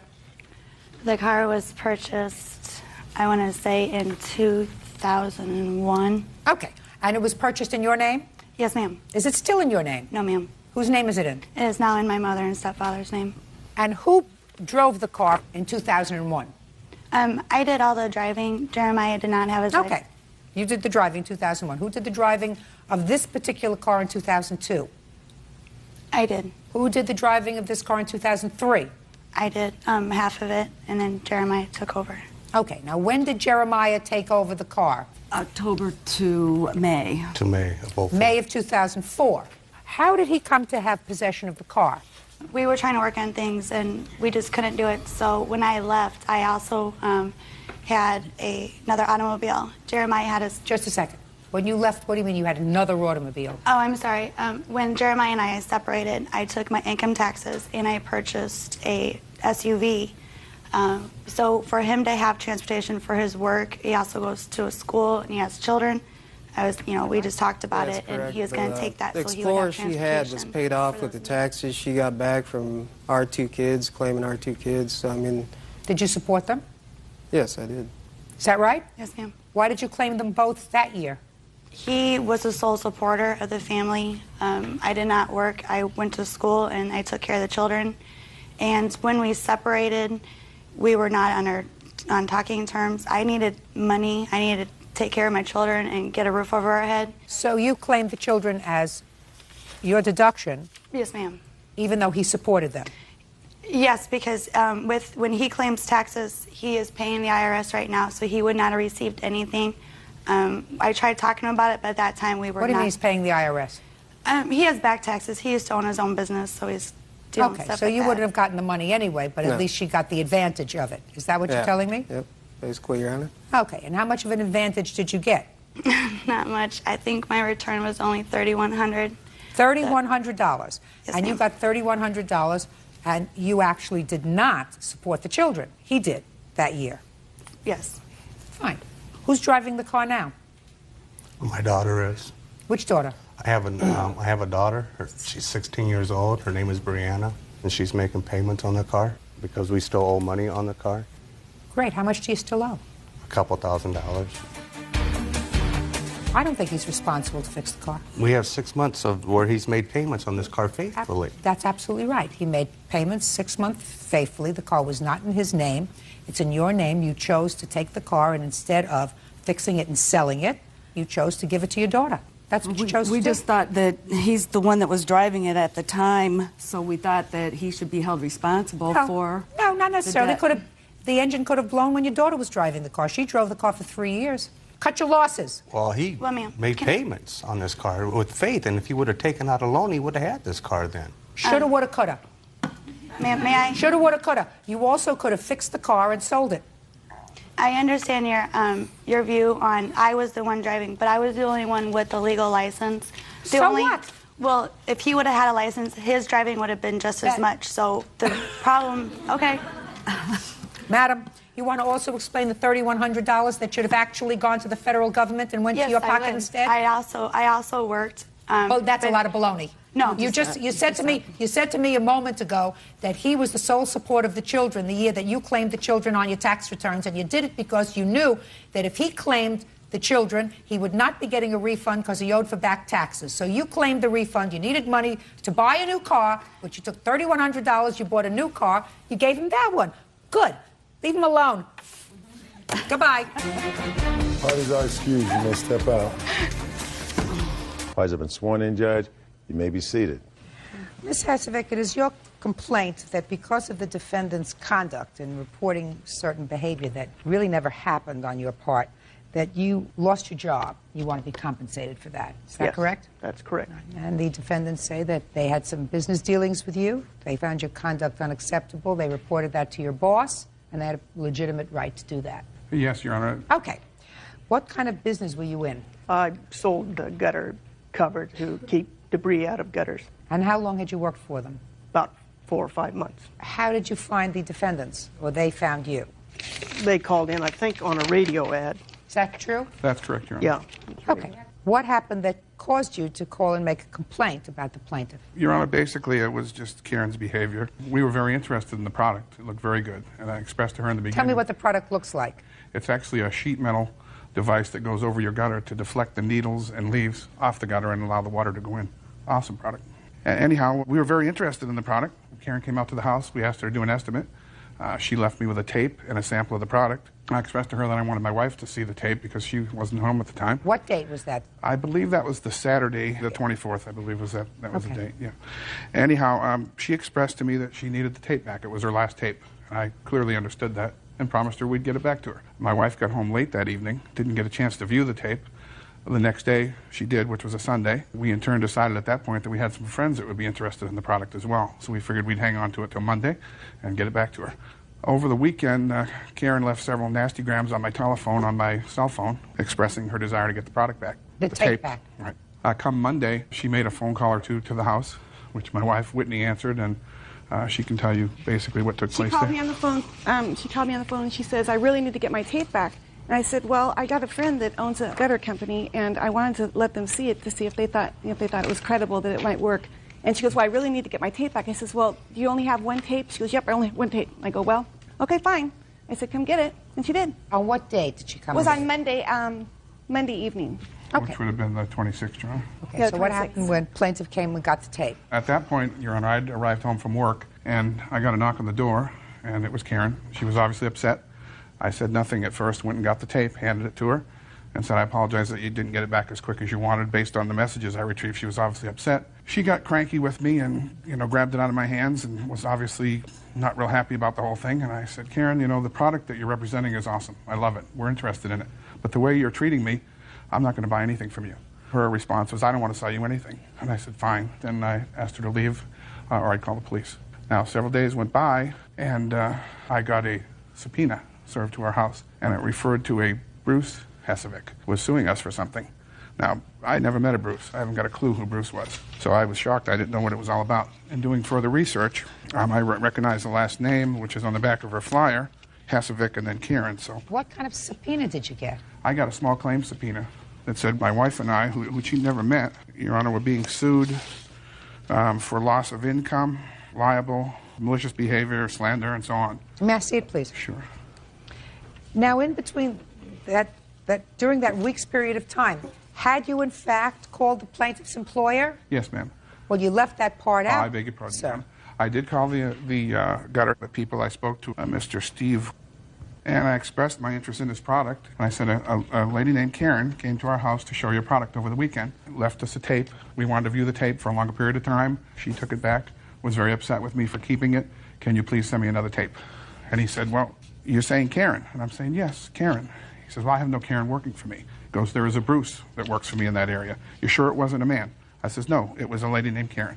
Fine, I'll send you a copy of the tape. Then a short while after that, we had a sheriff come to our house looking for us. We weren't there. We had a PTA meeting. My boys told us. And then you got served with Served this. after, yep. Okay. And then I went down to the courthouse and filed for a jury trial, figuring I'm going to get this thing out in the open. Okay, now I got you. Bingo. And it would be fair to say that in your conversation with Mr. you voiced some displeasure with the salesperson. Absolutely. You did. You said, I don't like the way I'm Absolutely, being treated. I didn't like the way I was treated. No, I'm a sales manager, Your Honor, and I think when you want to make a sale, you're Okay. nice to people. Bruce and Karen, same person? Yes. Okay, so that's both you. Now, when you went to work for this gutter cover company, did you interview with this Mr.? Yes. I actually did sales before I ever met him, and then... For the same company? Yeah, I was working for the previous franchisor, and he came down after that. I sold several deals before that. When you interviewed and worked for them previously, you worked for them as Bruce. Right. To your knowledge, did this Mr. know that you were also Karen? We had talked about it. I called the office and said that there would be a person as Karen out there, and that my hair was long, and that people do see me as a woman. You intend to maintain that persona? Yes. My problem, Ms. Hesevic, is that you seem to ascribe some behavior to the defendants, which is actionable. Why do you believe that they do not have a right to call your employer and say, I'm dissatisfied with the kind of treatment that I got from your rep. I like the product. I'm interested in buying the product. And if your employer decides, for whatever reason, to let you go, why do you feel as if you have the right to sue the defendants? Because when I talked to Steve on Tuesday, he told me that the severity of their complaint against me was such that he had to believe that they were telling the truth. I told him they were not telling the truth, and then I told him exactly what happened. And as she said, she told me to come out and pick up the tape. On the phone call, she did not say that. She hung up on me. And I have copies of the phone call that was made to him. He said I made several threatening phone calls. You went out there to get the tape? Yes. No, I said What nasty grams. I didn't say phone call. Nasty grams. Yeah, on my cell phone. When you went out there to get the tape, tell me what happened. Well, I got out of my car. Their kids yelled from the top of the deck that the lady from the gutter is here. And I heard her yelling at her kids, I don't want to talk to her. Tell them to go down to the basement door and talk to the father. And so they came out and told me that. So I went around under the deck into the basement door that they have there. He opened the door part way and handed me the tape. And he said some remarks to me. And I said, well, you promised to have it back to me by 5 p.m. on Saturday. I said, you never called? He said, oh, yes, I did. But I was at home from 3 o'clock all the way till 10 o'clock at night. There wasn't one phone call. I have a message machine on my machine. There you go. That's why you didn't answer it. And sorry. No messages were even left. Nope. That's so? True. So, yeah. So? And, yeah, so he didn't call to say he wasn't going to meet me. He could have left a message machine on there. He knew that the tape So what did you was say important. to him? He made some comments, and then I told him that I had to use that for sales, and that as he knew I had appointments on Monday morning, I didn't get the tape till 7 o'clock Monday night. And? So he says, well, you're losing more business. You forget the golden credo, which is the customer's always right. Want me to deliver the damn tape? I'm sorry. The customer's always right. Because you had a real live customer there. You had a customer who was really interested in your product. $6 grand. Listen. I'm sorry. That's a hothead. Let me ask you this question. Why didn't you call Gutter and have them give you another tape? I had sent a memo up to him on Monday morning saying that I need another tape. Why didn't you go there? Oh, they're out of Seattle, and I'm in Portland, Oregon. Oh, so they have to send it to you. Yeah. Why did you wait until you were down to your last tape? I only had one tape all the time.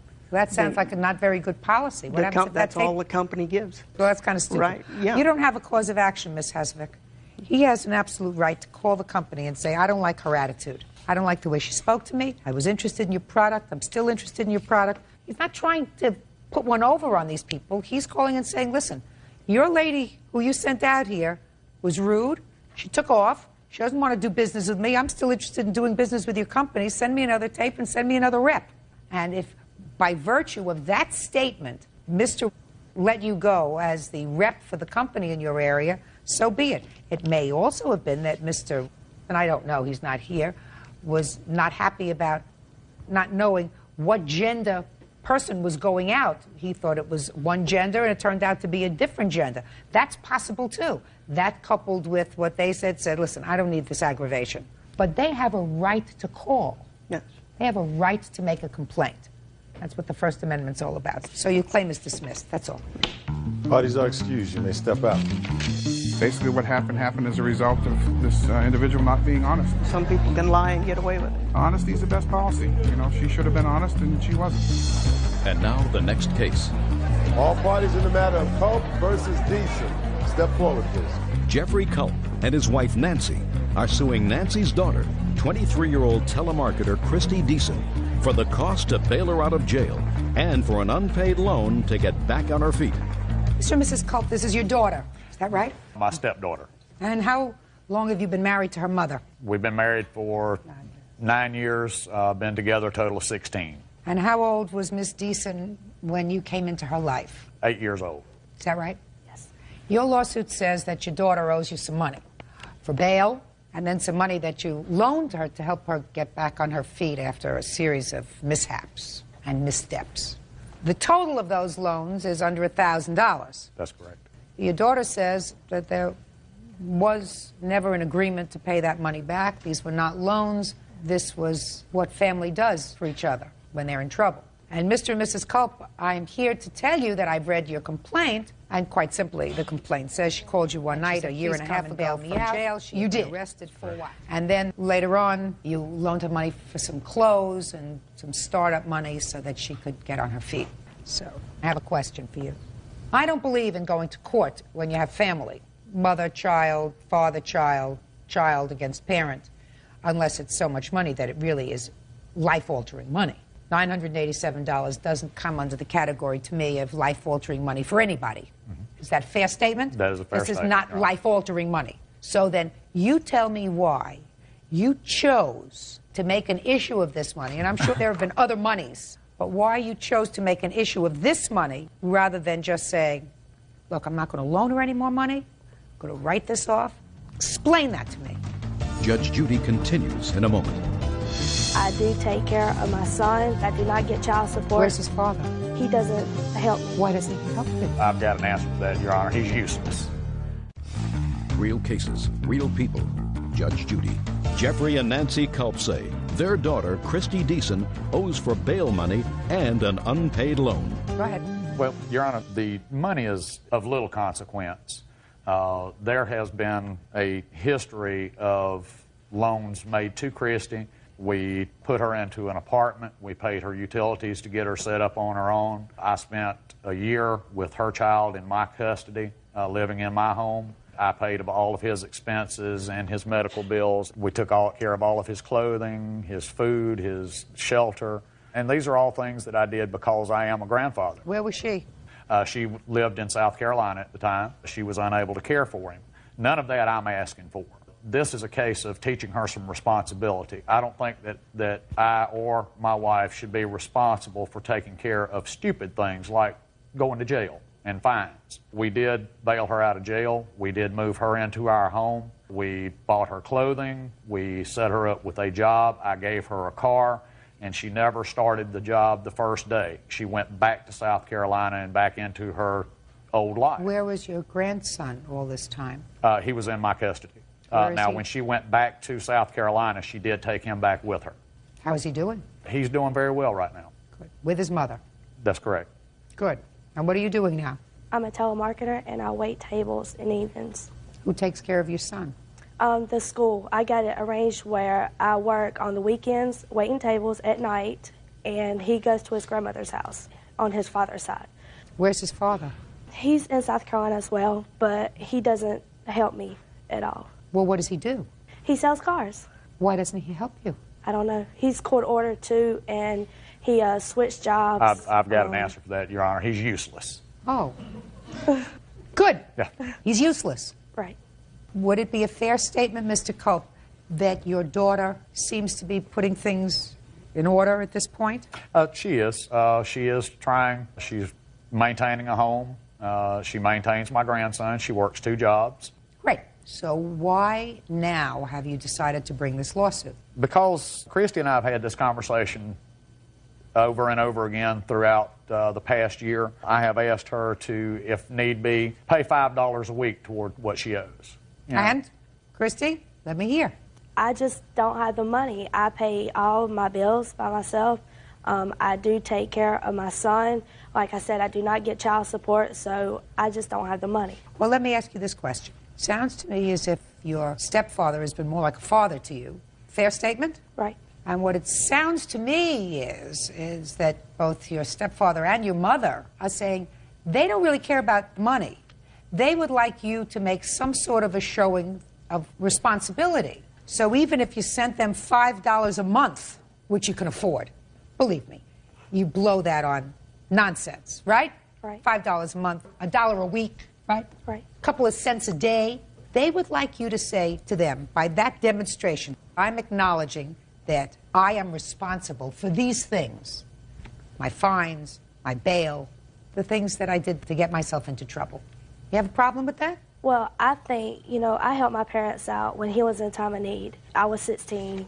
I was going to school. I was working in the evenings after school. I would give them my check every week to help pay bills. And I figured I did this for 2 years. When I helped them, I figured that in a time Were of you need, also living in the house? I was. Were you also Your eating? Honor, we're talking about a 16-year-old child that worked 10 to 12 hours a week in a fast food restaurant and brought me $20 to feed her and her child. I worked more than that. Fine. How much money did you give them? It was almost $200 every week. Because I worked all day on Saturday and Sundays. And then during the week, after school, I would go in at 5 and I wouldn't get out of there until 11 o'clock at night. And who was taking care of your son? My parents did help until my dad couldn't do it anymore and my guidance counselor decided to help me. But they did, for a while. Right. Quite a while, Your Honor. How long is quite a while? We did this for 2 years.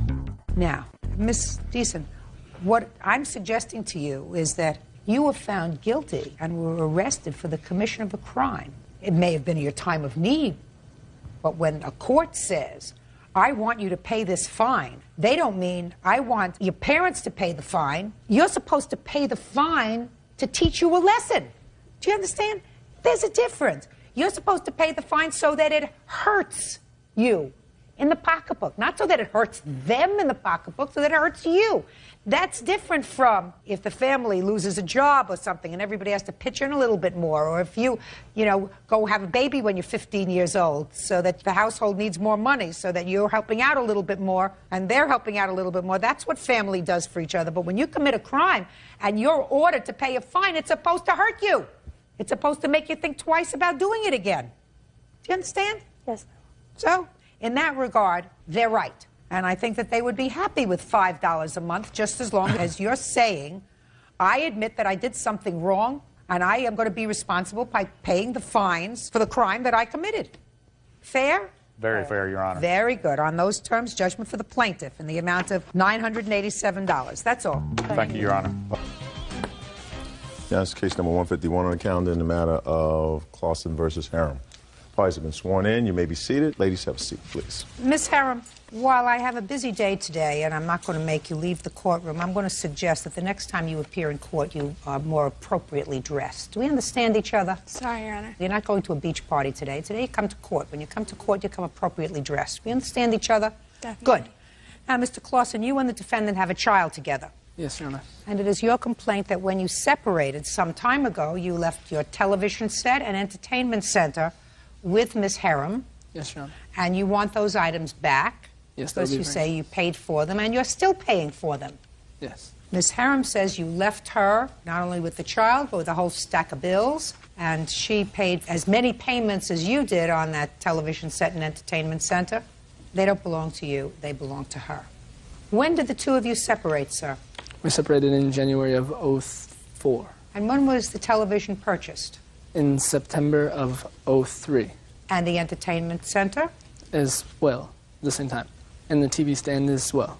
You moved out of the house, sir, in January of 2004? Yes, Your Honor. And you left the television set and entertainment center there? Yes, I took everything else that I could, but I did not have a truck to take that. Well, between January 2004 and June of 2005, I assume that you could have gotten a truck. Yes, Your Honor. But you didn't. I did. I called the police. She wouldn't let me get it. I called the police and they said... First time that you asked for it, was what date? A couple days after that, I was like, hey, can I get it back? She said, no. Too bad. Okay, fine. When did you first file a claim against her in small claims court, which you did in order to initiate this case for the return of your TV and entertainment center? I have it right here when I went. What's the date? The date is 3/15 of 05. So I'm going to ask you, where were you for 14 months? Yeah, I'm trying to become a firefighter. And I was going to school 4 or 5 days a week, and I just didn't have any time for that at all. And taking Well, care what of are you doing now? Now I took some time off because we went through a bunch of custody hearings for our child. One custody hearing. Shit. Mediation, meeting lawyers, and everything else. Just a second. So you took time off for that? Yes. And when was the custody case ultimately decided? 3 weeks ago, 2 weeks ago. Give me the date. May 18th. Yes, Your Honor. And at what stage of the proceedings were the custody and visitation and support case in at the time that you filed the small claims court case? I filed it right after that. Right after what? After we went to mediation, I filed for small claims court on... Well, what happened at mediation? I tried taking it through mediation. She wouldn't have anything to do with it. Her mother said that she would pay me $1,500 for it, but she... What are you talking about? May I say something? Yes. In mediation, he took my daughter from a family member's house, which happens to be my cousin's mother. He wouldn't let me see my daughter, so I went down and I filed custody papers. They granted me full temporary custody. When was that? In March. In March, and it was right after that that he filed the small claims court case? That is correct, and it was the day that he was ordered to pay me child support that he served me the papers for the small claims court. Why? Excuse me? I was going to have him tell her. Excuse me, Your Honor. I'm sorry. I didn't ask you anything. Now, on what date did you take your daughter from this lady's house? I'm not sure of the date, Your Honor. Well, if you're not sure of the date, she is. What was the date? March 15th. Yes, madam. You want to get up and say something? Yes, I do. You're exploding. Yes, it was March 23rd. What was March 23rd? That the baby was removed from the cousin's house because we had a phone call. She was don't speak. We had a phone call from a bounty hunter looking for Tiffany. And the bounty hunter stated that he needed to get hold of her and that the guy that they're looking for was a drug dealer. So her family told Justin to go get Kaya. And that's why Justin went and got Kaya. Her father and her... Just a second. There was a hearing, ultimately. Yes, Is that right? Yes, Your Honor. And at the hearing, who was awarded custody? She was. I did not have any paternity tests. Have you had one now? No, the court did not order me one. They Why said... not? I have no idea. They just said that, okay, well, are you willing to take care of this baby if it is or not yours? I said yes. So, therefore, no paternity test still, but I am... Did you ask for a paternity test? Yes, Your Honor. And they didn't really do anything about it. He actually filled out the paperwork and everything. And they the were courts- served to me in court when we had our custody hearing. Oh, fine. Very good. So right now there has been no legal adjudication of paternity. Is that right? Because you haven't had the paternity test. Exactly. Your Honor, they made him sign a paper that said that that he didn't have to take a paternity test, that basically when we went to court on May 18th, they were granting him he was the father without the paternity test. Is that what they did? Yes. That was very stupid on your part. Mr. Clausen, I'd always take a paternity test, sir. Yes, Your Honor. You never can tell. But that little girl is my whole life. I love her more than anything in the world. Great. Listen to me. Did you live together? Yes, Your Honor, we did. For how long? 4 years? 2 years. Was it 2 years? Yeah, 2 years. 2 years at our other house in 6 months, so 3, 2.5, almost 3. We were together for a while. Is this your son? If you can have a paternity test, if you were my son, I would say have one. Giving you my good advice. That's the last thing of good advice you're going to get from me. You left the television in the entertainment center with her for 14 months, sir. I did, and I kick myself in the butt for it every day. But you had an agreement. But the other thing was that if she was to move out, I would be able to get it back. And she says, well, it comes in a package. If you take me back, then I get her and the TV back. And? And I don't want that deal. Why not, sir? Because you'd rather have a 17-year-old girlfriend. Shh. Don't interrupt again. Sorry. I let you slide with the outfit, not with the conduct. Go ahead. I don't want to have because, Your Honor, it's just... Well, very how good. I You see why I tolerated some suggested you guy's get a house. paternity test, sir? Yes, Your Honor. Judge Judy continues in a moment. You went and bought the clothes on his Sears account for yourself? I did buy things for the baby. You didn't. According to you, you bought cami things for you. Cami in white, cami in pink. Maybe this shirt to be exact.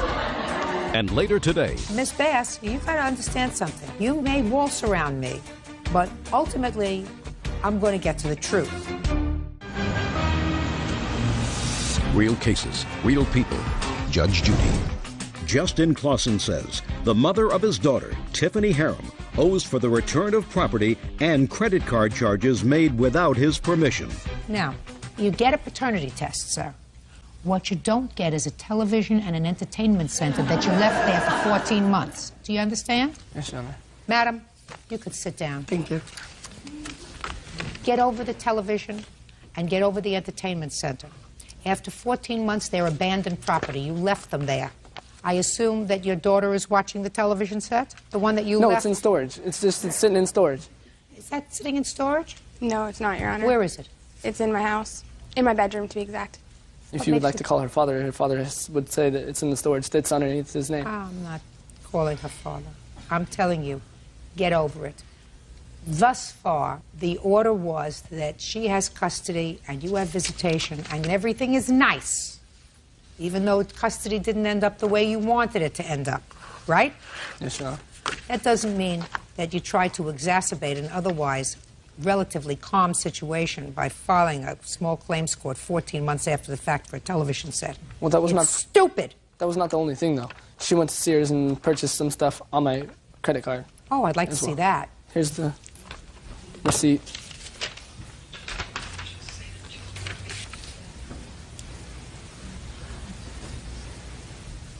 You went and bought clothes on his Sears account for yourself? It's in my name as well, Your Honor. I don't care if it's on your name. Did you discuss it with him first? No, it's my credit card, too. Your Honor, Who's paying the bill?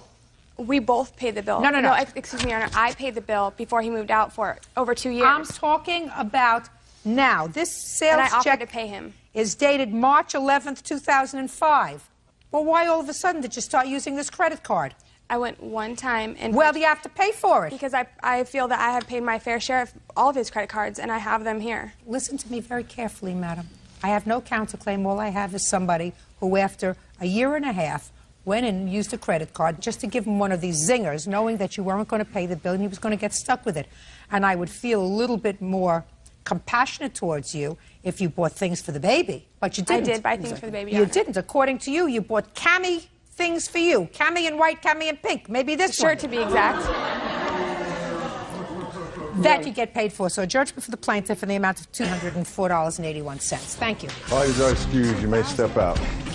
He's a good dad. He was there all through my pregnancy and, and still is for her. I will continue being a great father. We were very young. We've been together for a long time, 6 years. For her, she'll probably keep being a good mother. We had a lot of growing to do. We're different people now than we were, but definitely still both good people.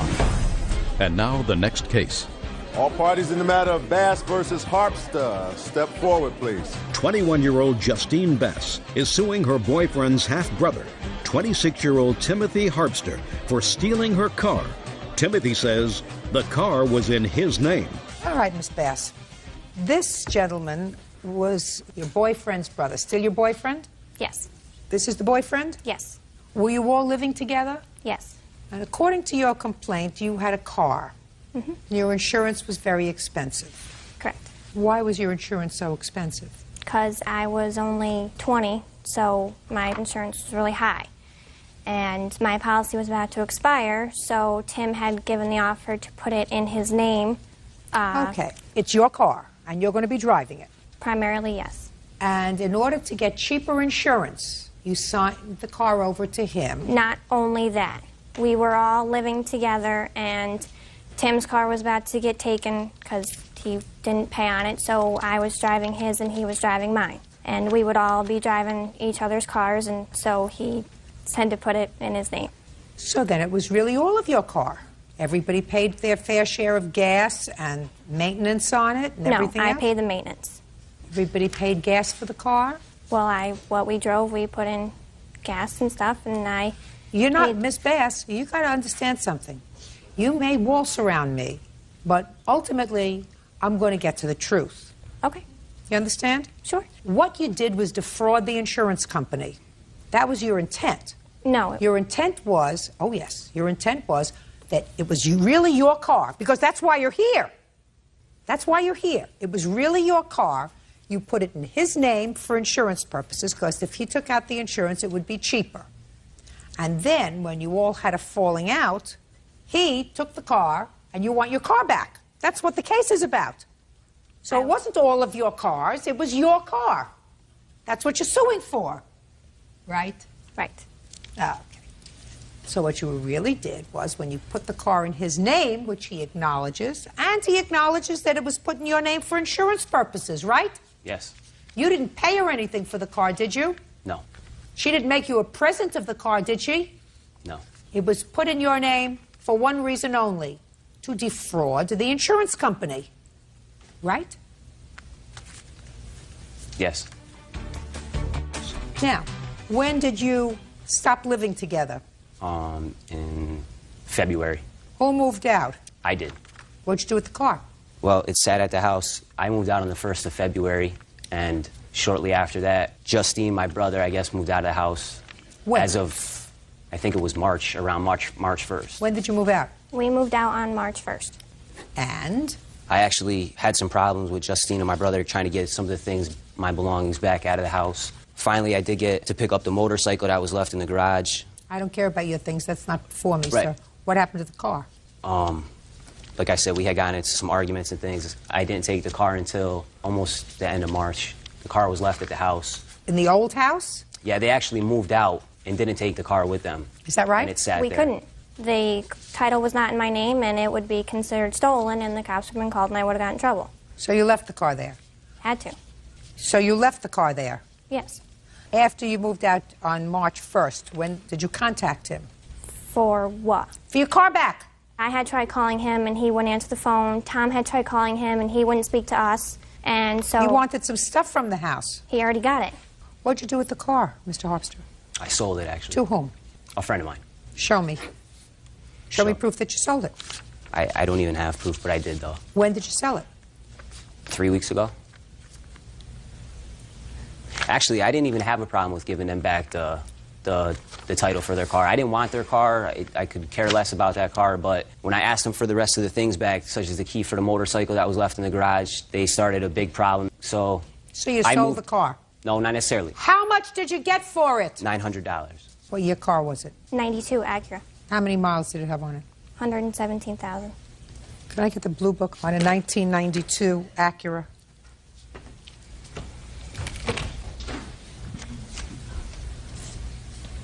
Bird, it's a hatchback. Yes. Let's put it in fair condition, please. What kind of car is it? Integra GSR. It wasn't a GSR. It was a GS. GS. Fair condition, 1625. Can I take a look? That's the G. You have to teach me how to do this thing. She has an Integra. There's the Integra list. 92 Acura. Right, a GS. All right, and then the GS. And then she has a GS hatchback. So 1625 on fair condition. Your Honor. What is it, sir? As Tim's saying, that car is a GS. The GSR was it was a special edition. It was a only came in the hatchback. The car was a hatchback. If he had the title, Only a difference of $100, sir. Listen, you have to consider yourself very, very lucky that I'm even considering any part of your claim, because usually when people come into a court with not clean hands, I throw them out. I understand what you were saying as far as the defrauding insurance company, but the fact is that Tim was primarily driving that car. His car was often parked. Let me explain something to you. You want me to read you what your girlfriend said in her complaint? Oh, I've read it. You want me to read myself. you? Okay. The insurance policy on my car was about to expire, and Tim said he could put it on his policy so that I could get a cheaper rate. That's why she says that you put the car in his name, That was to not get the- a cheaper rate. That's fraud on the insurance company, sir. Any way you slice it. You're very, very fortunate that I'm considering any part of your claim. Certainly not worth $2,800. I don't believe that you got $900 for it. I'm not even sure that it's still not sitting in your driveway someplace. No, it isn't. I did sell it. And you sold it because you were angry over your property. No, actually, I sold it because I asked them, I would have gave them the car back. Yes, I was upset about my property. So why don't you just say yes? Yes, I was upset about that. Instead of excuses. So you were angry that they wouldn't give you the key to your motorcycle and the other things that Your you Honor, want. You said, may I'm I? speaking. So you said, car's in my name, and this, according to your answer, you said I could do whatever I want with it. Plus, That's what you also, it was said. left there, yes. That's what you said. Car's in my name, I can do whatever I want with it. Right? Yes. Your Honor, we did leave the car there, but what were we supposed to do? Remove You the were car? supposed to do exactly what you did now, sir, which is immediately go to small claims court there and have a case that was heard sometime the beginning of March. That's what you're supposed to do. Well, I was also speaking to other family members of mine, my brother Jim, who is an older brother than both of us. He was also speaking to him because we are family and we didn't want to have to resort to this, you know. But ultimately you did. Had to. That's we had taken everything else we could. And that's, Judgment for the plaintiff in the amount of $1,700. That's all. Goodbye. Judges. Parties have been sworn in, Judge. You may be seated. Sir, have a seat, please. All right, let's see if we can resolve this today. Okay? Bring your level down. Okay. All right? All right. Good. Ms. Hicks, the defendant is your son. Yes, he is. According to your complaint, there was an altercation in your home sometime last summer. And during the course of that altercation, he damaged a dining room table in your home. That's correct. You want him to pay for that table or for the repairs to the table. I honestly believe after reading the complaint and the answer, there's a lot more here, and probably not the reason for this lawsuit, but we'll get to that in a minute. This whole altercation started over your son's children from a previous marriage. Correct. I gather that you don't see those children regularly. Is that right, sir? Once a year, if I'm lucky. And you decided to form a more intimate relationship with the children's mother so that you could visit with them. That's correct. And made arrangements for the girls, they're two girls, Yes, ma'am. to come to visit you. Correct. Where do the girls live? The girls live in Connecticut. And where do you live? I live in Oakland, California. So, how old are they? Leanna is 8, she'll be 9 in July, and Simone just turned 11 in January. And ultimately, their mother agreed to let them come to visit you. I had to go out and spend some time with them because neither one of us had seen the girls in 4 years, and see if they were willing to come. I didn't want to bring them out and have them, you know, afraid. And I spent some time out there with them, and they were willing to come, and she was willing to let me. But there was a stipulation to allowing the girls to come to California with you. What was the stipulation? Is that I was in control and responsible for the girls. She did not want their father to have them alone. He could come visit them, he could spend time with them, he could do whatever he wanted to as long as I was there. Did you tell your son that the girls were coming? I told him that I was hoping to bring them back. I couldn't guarantee it. But as soon as we landed, I took the girls straight to his job. Is that right? Yes, ma'am. So you saw your girls, you hadn't seen them in 4 years? 3 years and about eight and a half months. Was it nice to see them? Very nice. And that all came about because of your mother's efforts. Yes.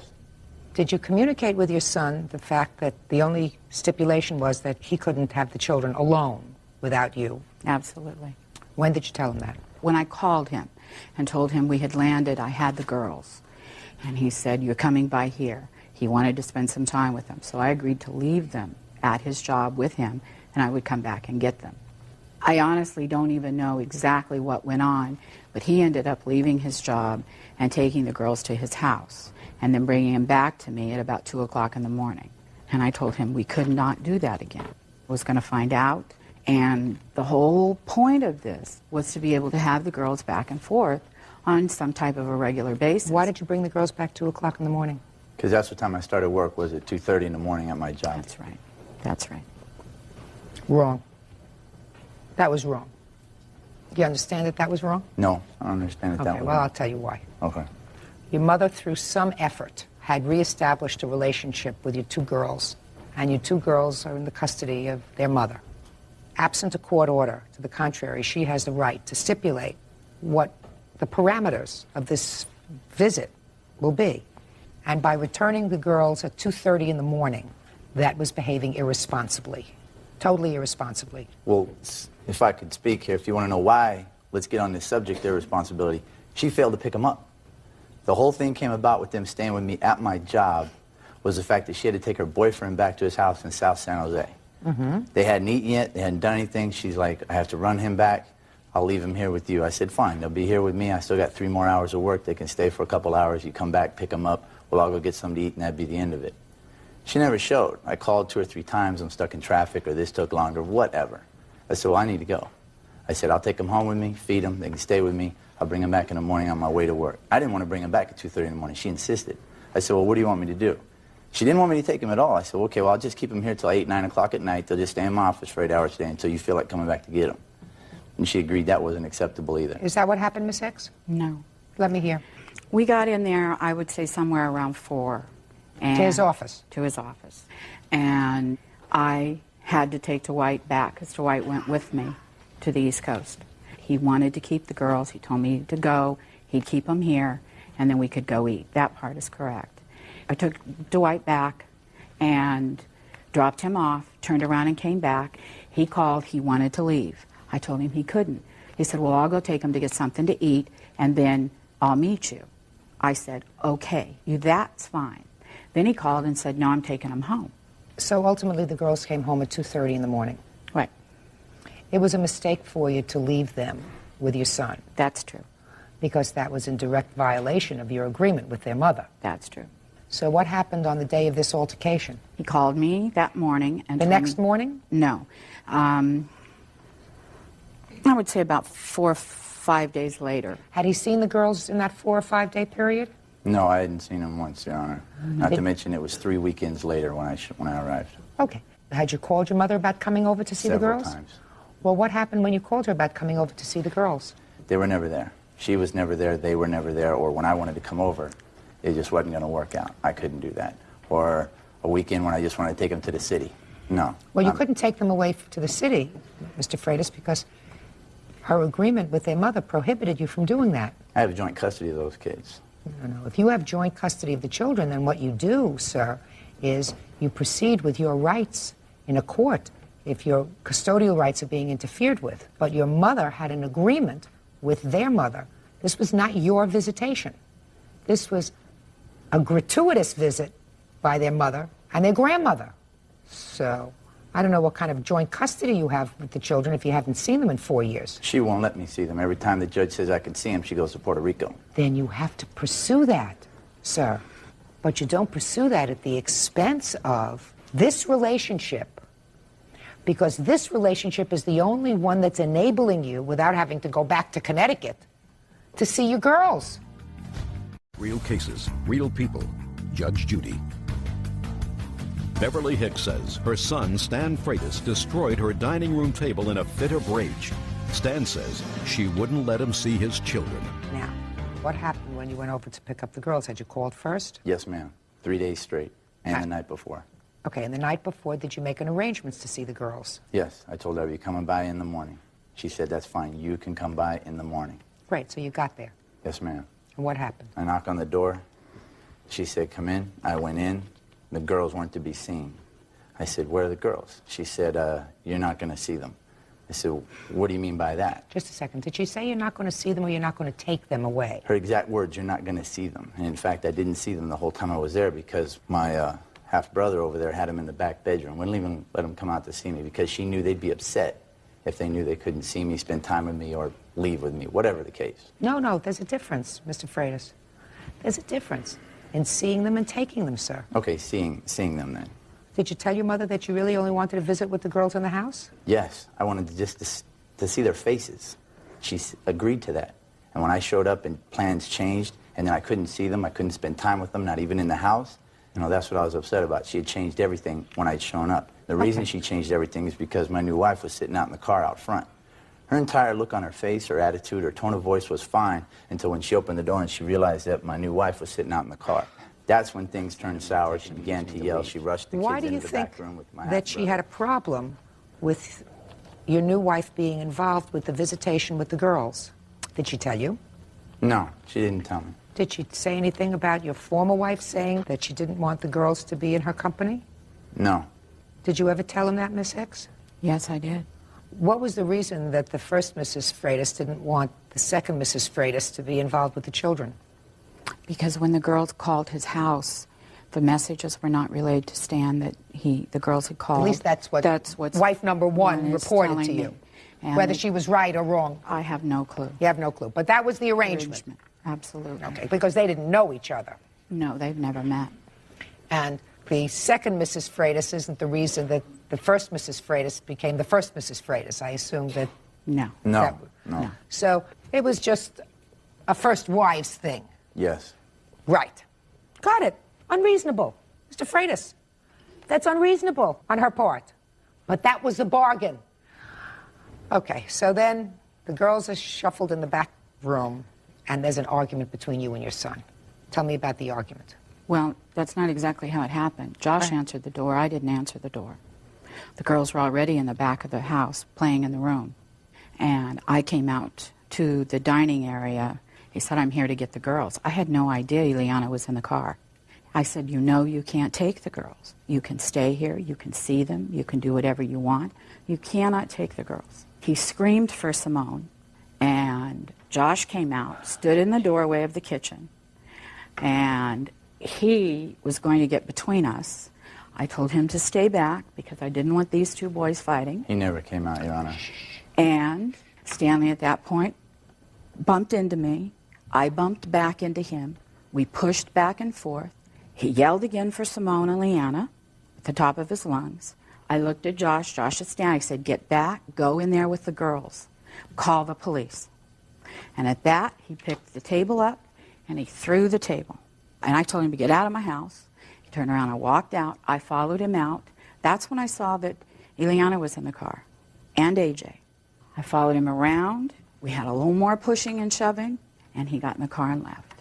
The police came, took a report, did pictures. The girls were very upset. I went in and spent a little bit of time with them, told them that their dad wasn't mad at them, their dad was mad at me. And Simone says, Dad loses his temper a lot. It's okay. And I assume that since that time you have not seen your youngest grandson. No. I have only seen my grandson 4 times. He was 2 years old in January. And you've not communicated with your son since then? I have attempted to. He hangs up on me and tells me not to call. Can I see the pictures of the table, please? Yeah. Okay, these are my pictures. This is the police report, and these are the police pictures. I attempted to work this out with him by getting him to just pay for the table, typed up a thing, signed it. My son gave it to him. He would not sign it or give him the money. He said he had to call and make sure that this would prevent any legal problems. Then the DA dropped the case, and so this was my only alternative. No, the case was dismissed, Your Honor, in a court. After a trial? Facts were heard. The DA went back. I went back 4 times. No. 4 days of work. Pay careful attention to me, sir. Was there a trial? No, there was 2 hearings, and it was thrown out. She keeps using this as an excuse to force a relationship with me and my family. Okay, that's where we're at. You're absolutely right. Yes, let's get there, ma'am. Okay. But what I'm telling you is... I'm working on it.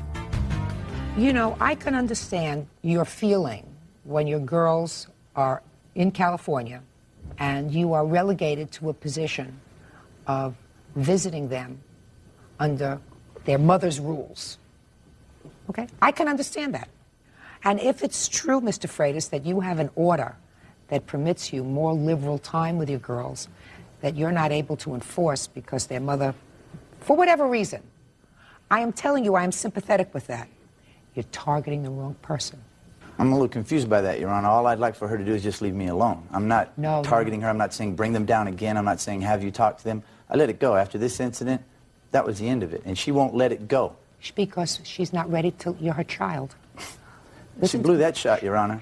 Tell me if I'm wrong, Your Honor. If this is your child, you look at his point of view and you work for his best interest, not some ex-wife. No, 3,000 miles away. Or at least work it down the middle. You know, somewhere in between. She can't do that, well, then Mr. she made the Freitas. deal with the devil, Your Honor. I didn't make the deal. No, Mr. Freitas. That's not a deal with the devil, sir. You haven't met my ex-wife? Cute line. Mr. Freitas, your mother may have made a deal with the devil in order to get your girls here to California. And if that was the only way to do it, you shouldn't have put her in a position to say, well, now that you got the girls here, now we're going to play it by my rules. It may have all worked out eventually, given some time. But you wanted the... But then again, Your Honor, it may not have. And considering it was 3 years and 8 months since I'd last seen him, what was I supposed to do? Hope that this worked out? And if it didn't, just suck up the next 4 years? Just a minute. You want to know the answer? The answer is you got to see your children.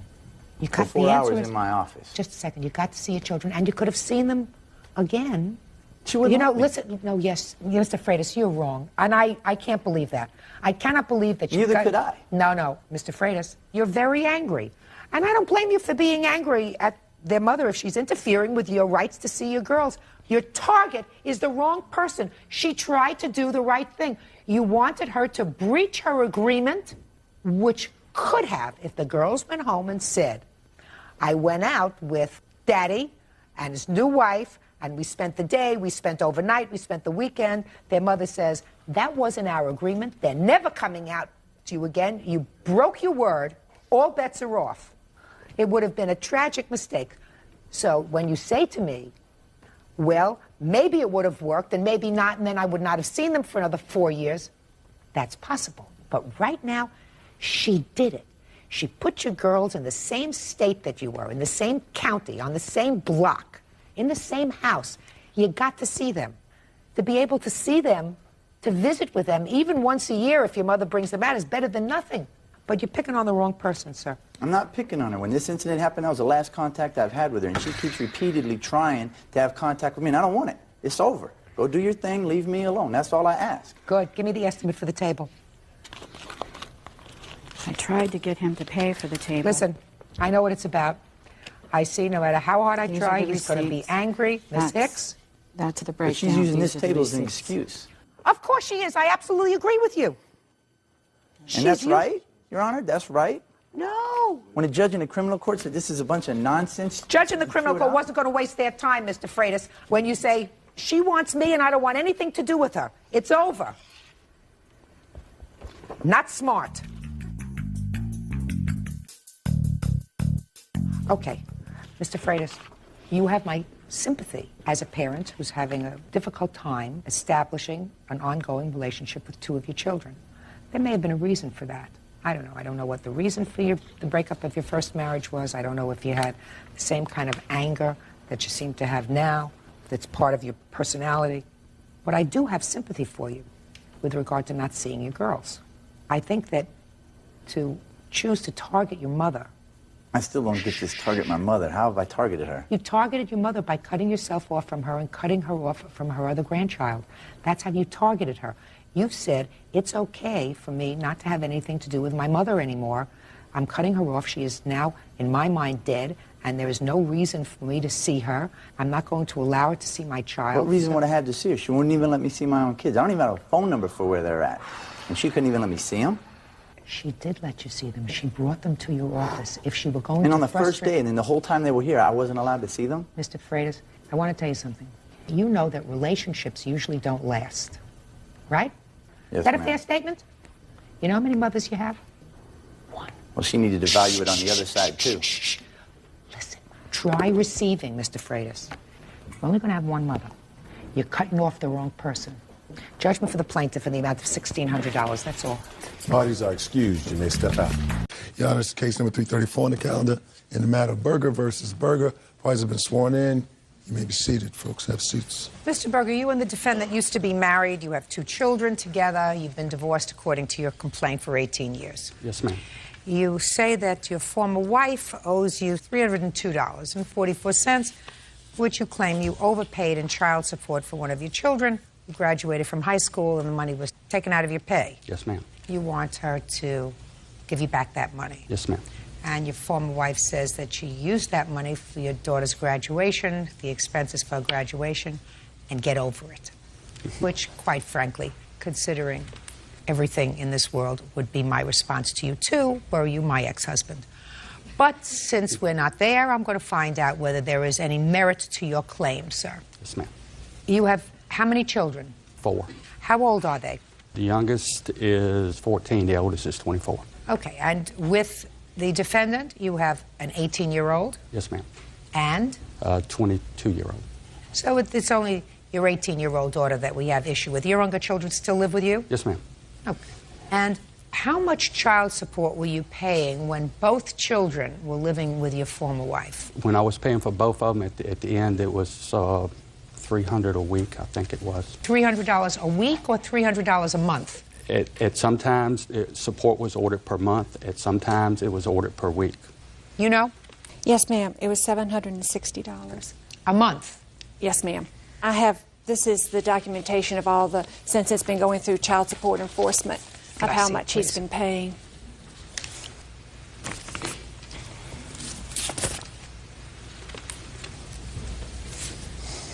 Did you ever pay, sir, $1,500 a month for support? $1,500 a month? No, Yeah. ma'am. So when you told me $300, that you were talking about $300 per month, not per week. Yes, ma'am. Per month. It's been, sometimes the support No, was listen ordered to per me. week. I understand that, Yes, but ma'am. when it was ordered per week, it was never $300 a week. No, ma'am. Well, then you made a mistake. If I said that, then yes, I Yes, did. you made a mistake. It was never $300 a week. Maybe it was $300 a month. Okay. That's all I wanted to find out. Yes, I ma'am. just wanted to find out whether you've been an overindulgent parent. I've always paid what the court ordered me to pay. I understand that you've always paid what the court ordered you to pay, sir. I also understand that you've had 2 more children and you've been able to at least contribute to their support also, and you have another family, which is really my question. Your daughter graduated from high school. They took out a payment after she graduated from high school of $300, and you want the money back. Yes, ma'am. Explain it to me. The support was ordered to cease on June the 14th. They took out the full month of June, and I'm just asking for the other 2 weeks that shouldn't have been taken out. Did you ask your former wife about it? Yes, ma'am. I sent And what did she say to you? She said no. Did she say anything about graduation expenses? No, ma'am, she did not. If she said something to you about graduation expenses, you know, the additional money that she had for graduation, for ring, for gown, for whatever. Gown, ring? Shoes, everything. Would you have said, We would, sure, it's we a could have one-shot deal? We could have discussed it, yes, ma'am. So why didn't you tell her? I didn't tell him because every time I've tried to explain him, all I get back are nasty letters, and I really just didn't think he would do anything. I mean, he hadn't laid eyes on her in 2 years. So I didn't think he would do anything else. Judge, Yes. I've done extra. I bought both of their children a car. That's doing something extra. That's true. Yes, ma'am. That's right, but that wasn't within the last 2 years, and I said 2 years he hasn't laid eyes Well, on what her. happened 2 years ago, Mr. Berger? I got tired. I mean, I never received phone calls from him. You know, she's changed her phone number. I have tried to call, but the phone number has been changed. I don't know when. Might have been recently. I don't know. I just basically give up. That's too bad. Yes, ma'am. Did your father buy you a car? He did. Okay. Tell me your name. Stacy Stack. Stacy. When did he buy you a car? 2.5 years ago. Did you thank him? I did. You still using the car? No, ma'am. What happened to it? We went to go get it inspected, and the family friend that inspected it said that it wasn't good. It was rusted underneath, and that it could break down at any time. So we bought a new car. How long did you use it for? I used it for about 6 months. Okay. So before 2 years ago, you had contact with your dad? Not a lot. I called him. The last time that I've talked to him or seen him was I called him so I can go up there and see him, and then he said okay, and then the day of, or the day before, he came by and said, no, we have to go somewhere else. And they left, and I haven't talked to him or seen him since then. That sound familiar? I think something came up at that time. Yes, ma'am. Can't come up. Ma'am? Nothing can come up. Nothing. Judge Judy continues in a moment. Mr. Berger, you're going to get your $302 back. Yes, ma'am. You might want to buy something nice for your daughter. Yes, ma'am. Remember, you have 4 children. Yes, ma'am, I do. And later today, I was told by the 6-year-old that the boyfriend had picked him up by his ears and dropped him to the floor. And so I called DHS because if he'd do this, he might do something worse. real cases, real people. Judge Judy. Hayward Berger claims ex-wife Cynthia Berger owes for the return of child support. Hayward says he overpaid by $300. All very sad. There really is no defense to it. Money was supposed to stop, correct? According to the papers, yes. When we went to court, before we go in, child support enforcement speaks to me, and they told me that it would continue to the end of the month. He was still obligated to the end of the month. I said, "Are you sure?" "Yes, he's obligated to the end of the month." I said, okay. We went in, and the judge said he would stop because he wanted it stopped on her graduation day. And I called child support enforcement again, told them, you know, and they said, no, he's still obligated till the end of the month. So I just, You took it. The judge makes the order, and the judge said it's supposed to stop on the 14th. How old are you? 18. When were you 18? March 13th. And the overpayment was $302? Yes, ma'am. Okay. Mr. Berger? Yes, ma'am. You're going to get your $302 back. Yes, ma'am. You might want to buy something nice for your daughter, but you're entitled to it back. Yes, ma'am. Remember, you have 4 children. Yes, ma'am, I do. Good. That's all. Judgment for the plaintiff in the amount of $302. Parties are excused. You may step out. It seems like when it counts in front of the judge or whatever, she comes off as a good guy and I come off as a bad guy. Every time he's mad at me, he hasn't seen the children. He didn't take the children. He doesn't buy them presents, and he says it's because of me. My daughter going by my ex-wife's maiden name shows some of what's been going on, the brainwashing for the kids. I would have liked him to start seeing us when we were little so we'd get to know him, but we're older now and we know what happened, so. There's many, many, many trips I've made. It's a 2.5-hour drive from my house to their house to pick the children up. He's never tried. He cares more about the money than myself or my brother. I would like to have a relationship with my kids in Richmond and try to mend fences if possible. Maybe it's hopefully the last thing I see of him. I haven't seen him in 2 years and it really doesn't bother me any. And now the next case.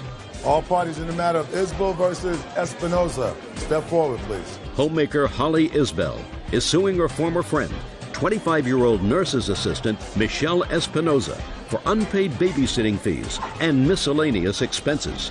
Holly says she cared for Michelle's kids while she was in the hospital. Ms. Isbell, according to your complaint, the defendant was hospitalized. Yes, ma'am. And you were contacted to see if you could fill in while she was hospitalized, which was on an emergency basis, to watch her 5 children. Yes, ma'am. You agreed to watch her children, and you want to be reimbursed for babysitting services as well as miscellaneous expenses for the children while they were in your care. Yes, ma'am.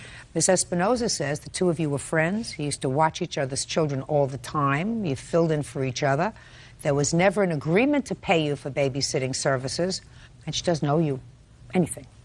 In addition to the babysitting services, it is your claim that the defendant also has embarked on various acts of harassment, and Yes, you want ma'am. to be compensated for that.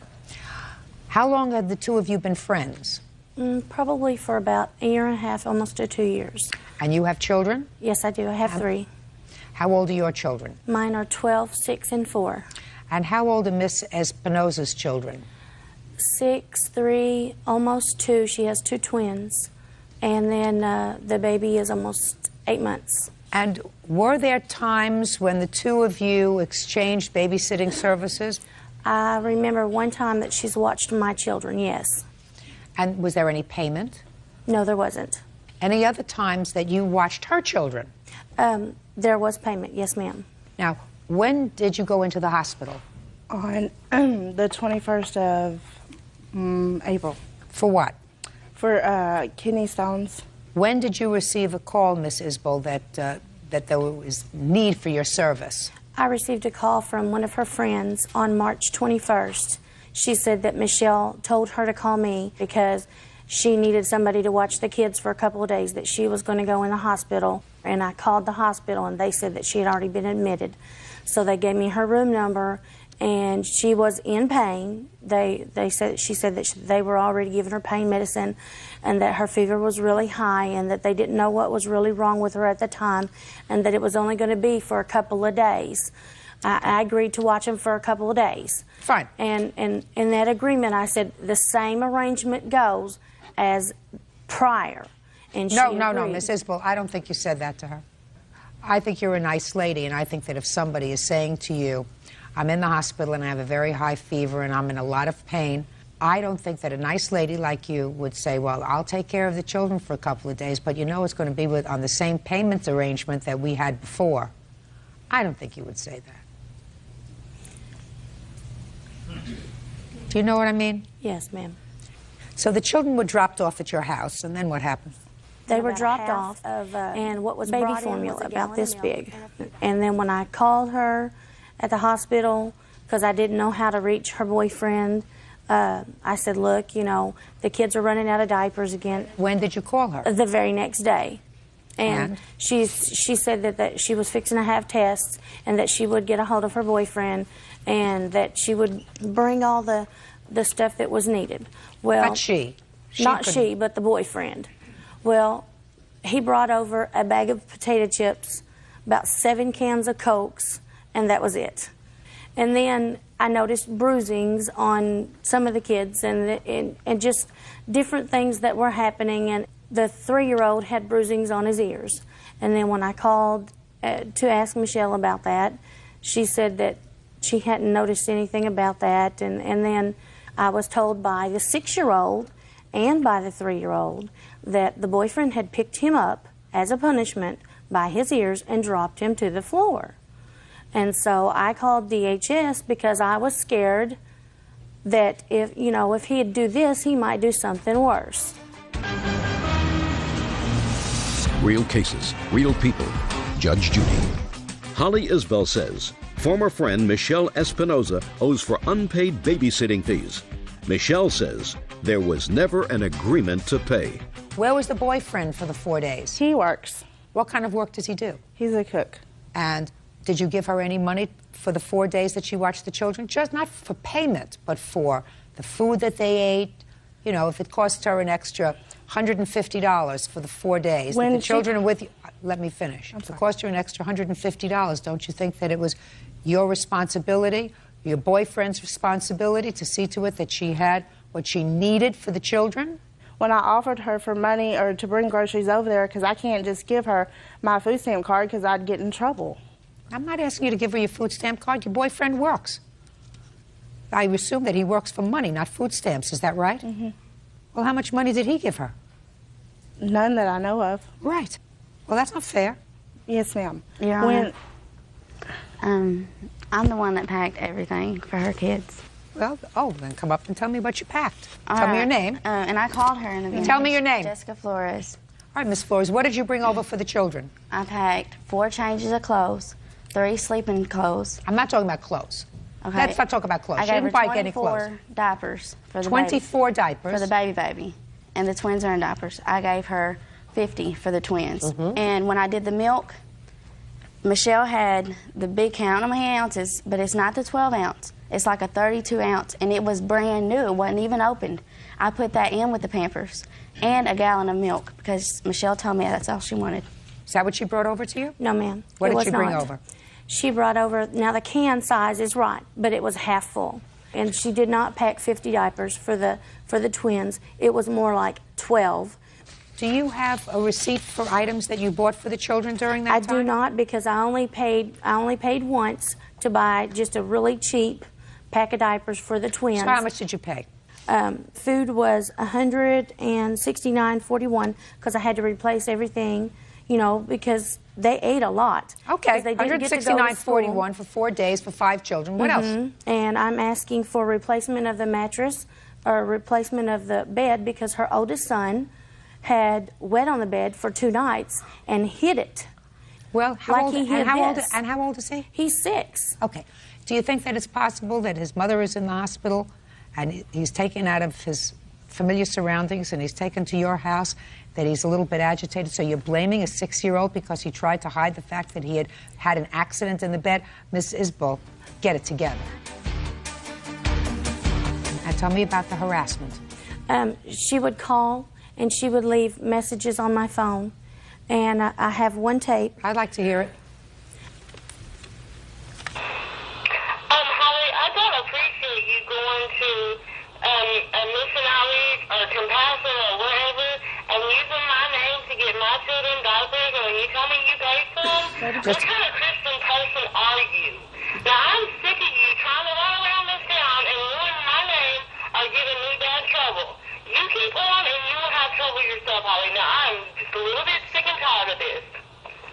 All right, so she's telling you she's angry because you've been saying bad things about her. Go ahead. But it's not harassment. Well, this was because 2 days after, DHS was knocking on my door. And there's another case involving me and my daughter that she knows about.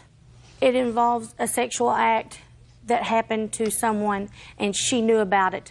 And so you think that she called Children's yes, Services to report on you? I really believe that. Okay, she may have, but you can't prove it. So far, I think that she has to reimburse you for your expenses with regard to taking care of her children, because I think that that's the right thing to do. And I think that there was probably an implied agreement to take care of your children's necessaries. Now, how much do you think is appropriate to reimburse Miss Isbell for the service that she provided in watching your children for 4 days? I don't know what she purchased on my children. She went to the Compassion Outreach for diapers that she said she purchased herself. No, she's not asking for diapers. She's not asking for diapers at all. She spent $169.41. That's what she says she spent If she for the spent children. that, why didn't she ask me for groceries when I asked her to go get them? Oh, I want you to turn around and look at her. Turn around and look at her. Miss Espinoza, I want you to say the following words. Thank you for taking care of my children when I couldn't and my boyfriend couldn't. Thank you for taking care of my children when I couldn't and my boyfriend couldn't. Good. Judgment for the plaintiff in the amount of $169.41. Thank you. Case number 102 on the calendar in the matter of Ridenour versus Hill. Parties have been sworn in. You may be seated. Folks, have a seat. Ms. Ridenour, Mr. Hill is your soon-to-be ex-son-in-law, and it is your claim that he owes you for a small loan that you made to him to pay his mortgage and for some babysitting services for your 3 grandchildren. Yes, ma'am. Mr. Hill says that the mortgage payment was your idea. There was never any discussion of repayment for it, and he's going to tell me the story about the babysitting services. I want to start with you, Mr. Hill. How long have you been married? Since 95. And how old are your children? 10, 7, and 12. How long have you been separated from your wife? Since 05. And how long have the children been living with you? You have custody Since of 05. Since 05. Yes, ma'am. Did your wife leave the house? Yes. Did she have somebody else? At the time, no, I don't know. I don't think so. But she left? Yes. And she left you with the children? Well, when she originally left, she took the kids with her. The kids wasn't happy living with Miss Ridenour here. The kids told Tina this many times. Tina told me over the phone that I could have custody. We went to court for the custody. That's not true, Your Honor. Just a second. Was custody adjudicated in court? Yes. When we went That's to all court. I have to hear. Custody was adjudicated in court? Yes. Did you and your wife make an agreement with regard to the custody of the children? Yes. So it was resolved between the two of you that you would have custody and she would have visitation? Yes, ma'am. Do you get child support for the children? It's court-ordered, but I haven't received the first check yet. And how long has it been since you got child support from their mother? I believe it was April or May of last year, 06. Now, Ms. Ridenour, when do you claim you made this loan to Mr. Hill with regard to the mortgage payment? October 27th of 2006. Tell me about it. Mr. Hill was at my house stating that him and the children wanted to move back to his home because he was living with his mom, but he didn't have the money for the mortgage payment.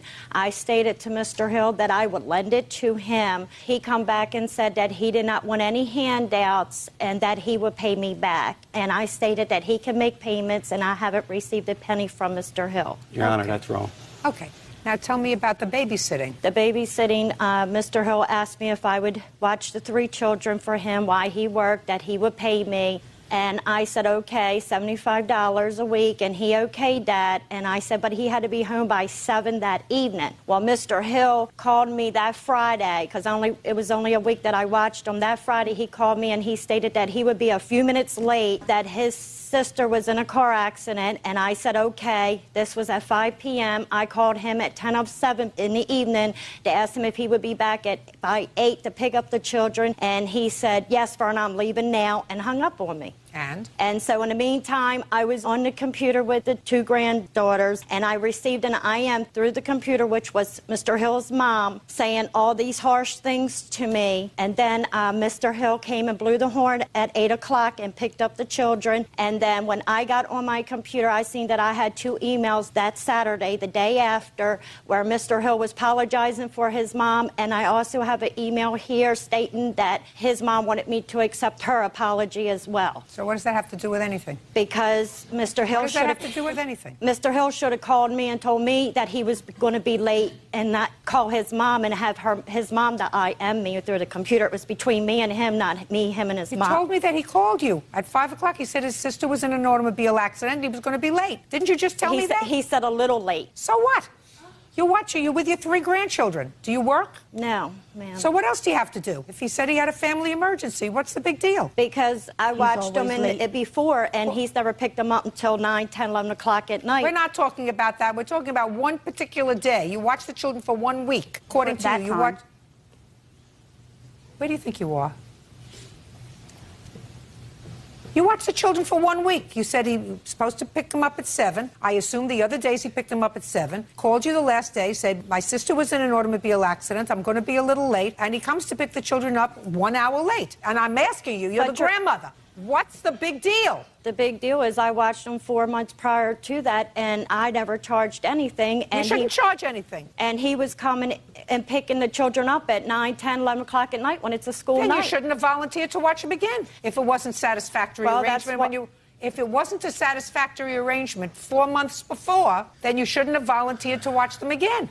It would seem to me that if you are the mother of a deadbeat parent, which you are, because your daughter is a deadbeat, she has not sent support for her children since April of '06, that if your contribution could be helping to watch your grandchildren so that he can work and support them, you shouldn't be here today asking for $75 for babysitting services. Well, how can my daughter be a deadbeat? She's paying child support for the grandchildren. No, she's also not. Giving medical insurance for them.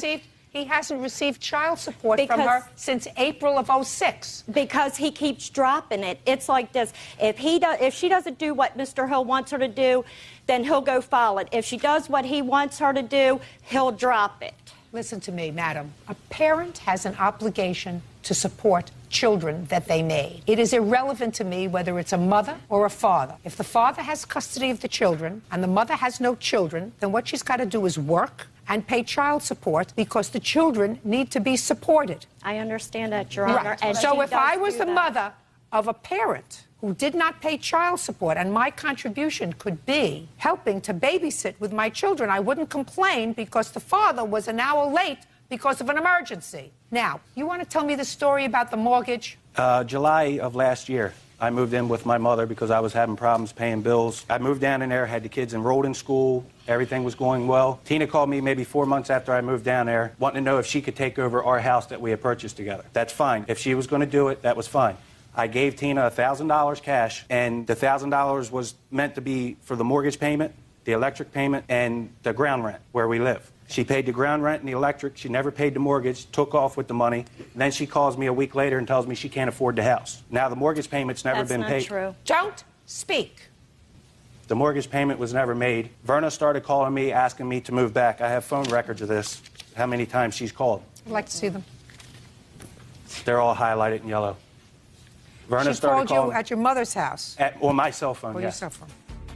Go ahead. She called me wanting me to come back to move up there so she could be closer to the kids, because at this time I was like 150 miles away from her and her daughter. I told her, I gave my wife Tina all this money. I didn't have money to move back. She agreed to pay the payment for me if I moved back so she could be closer to the kids and part a Christmas present, because it was November when we moved back. Your Honor, that's not true.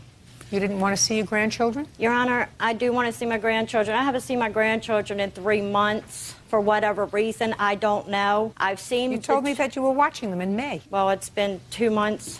Oh, 1 or 2 months. I do know. You told me you babysat for them in May. 1 week she did. June 6th. I only watched them for 1 week.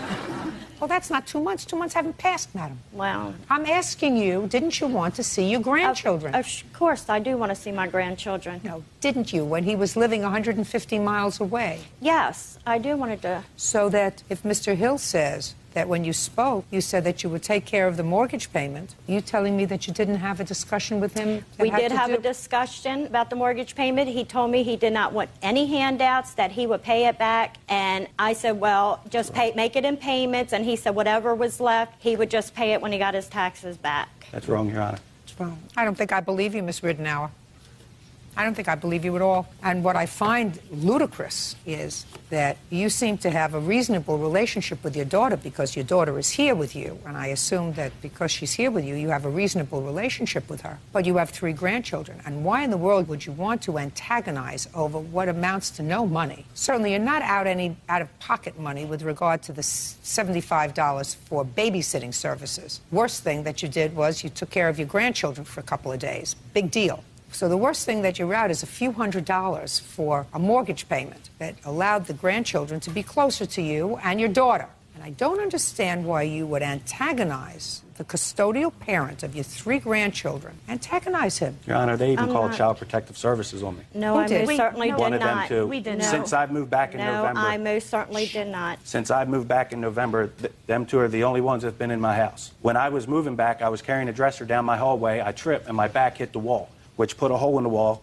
like about that big. Whoever called Child Protective Services told them that I was abusive, that I didn't have food in the house, that the kids were going to school dirty, the hole in the wall, stuff, just made up a bunch of stuff about me. Well, Child Protective Services have a lady in my kids' school all day, every day. That is not true, Your Honor.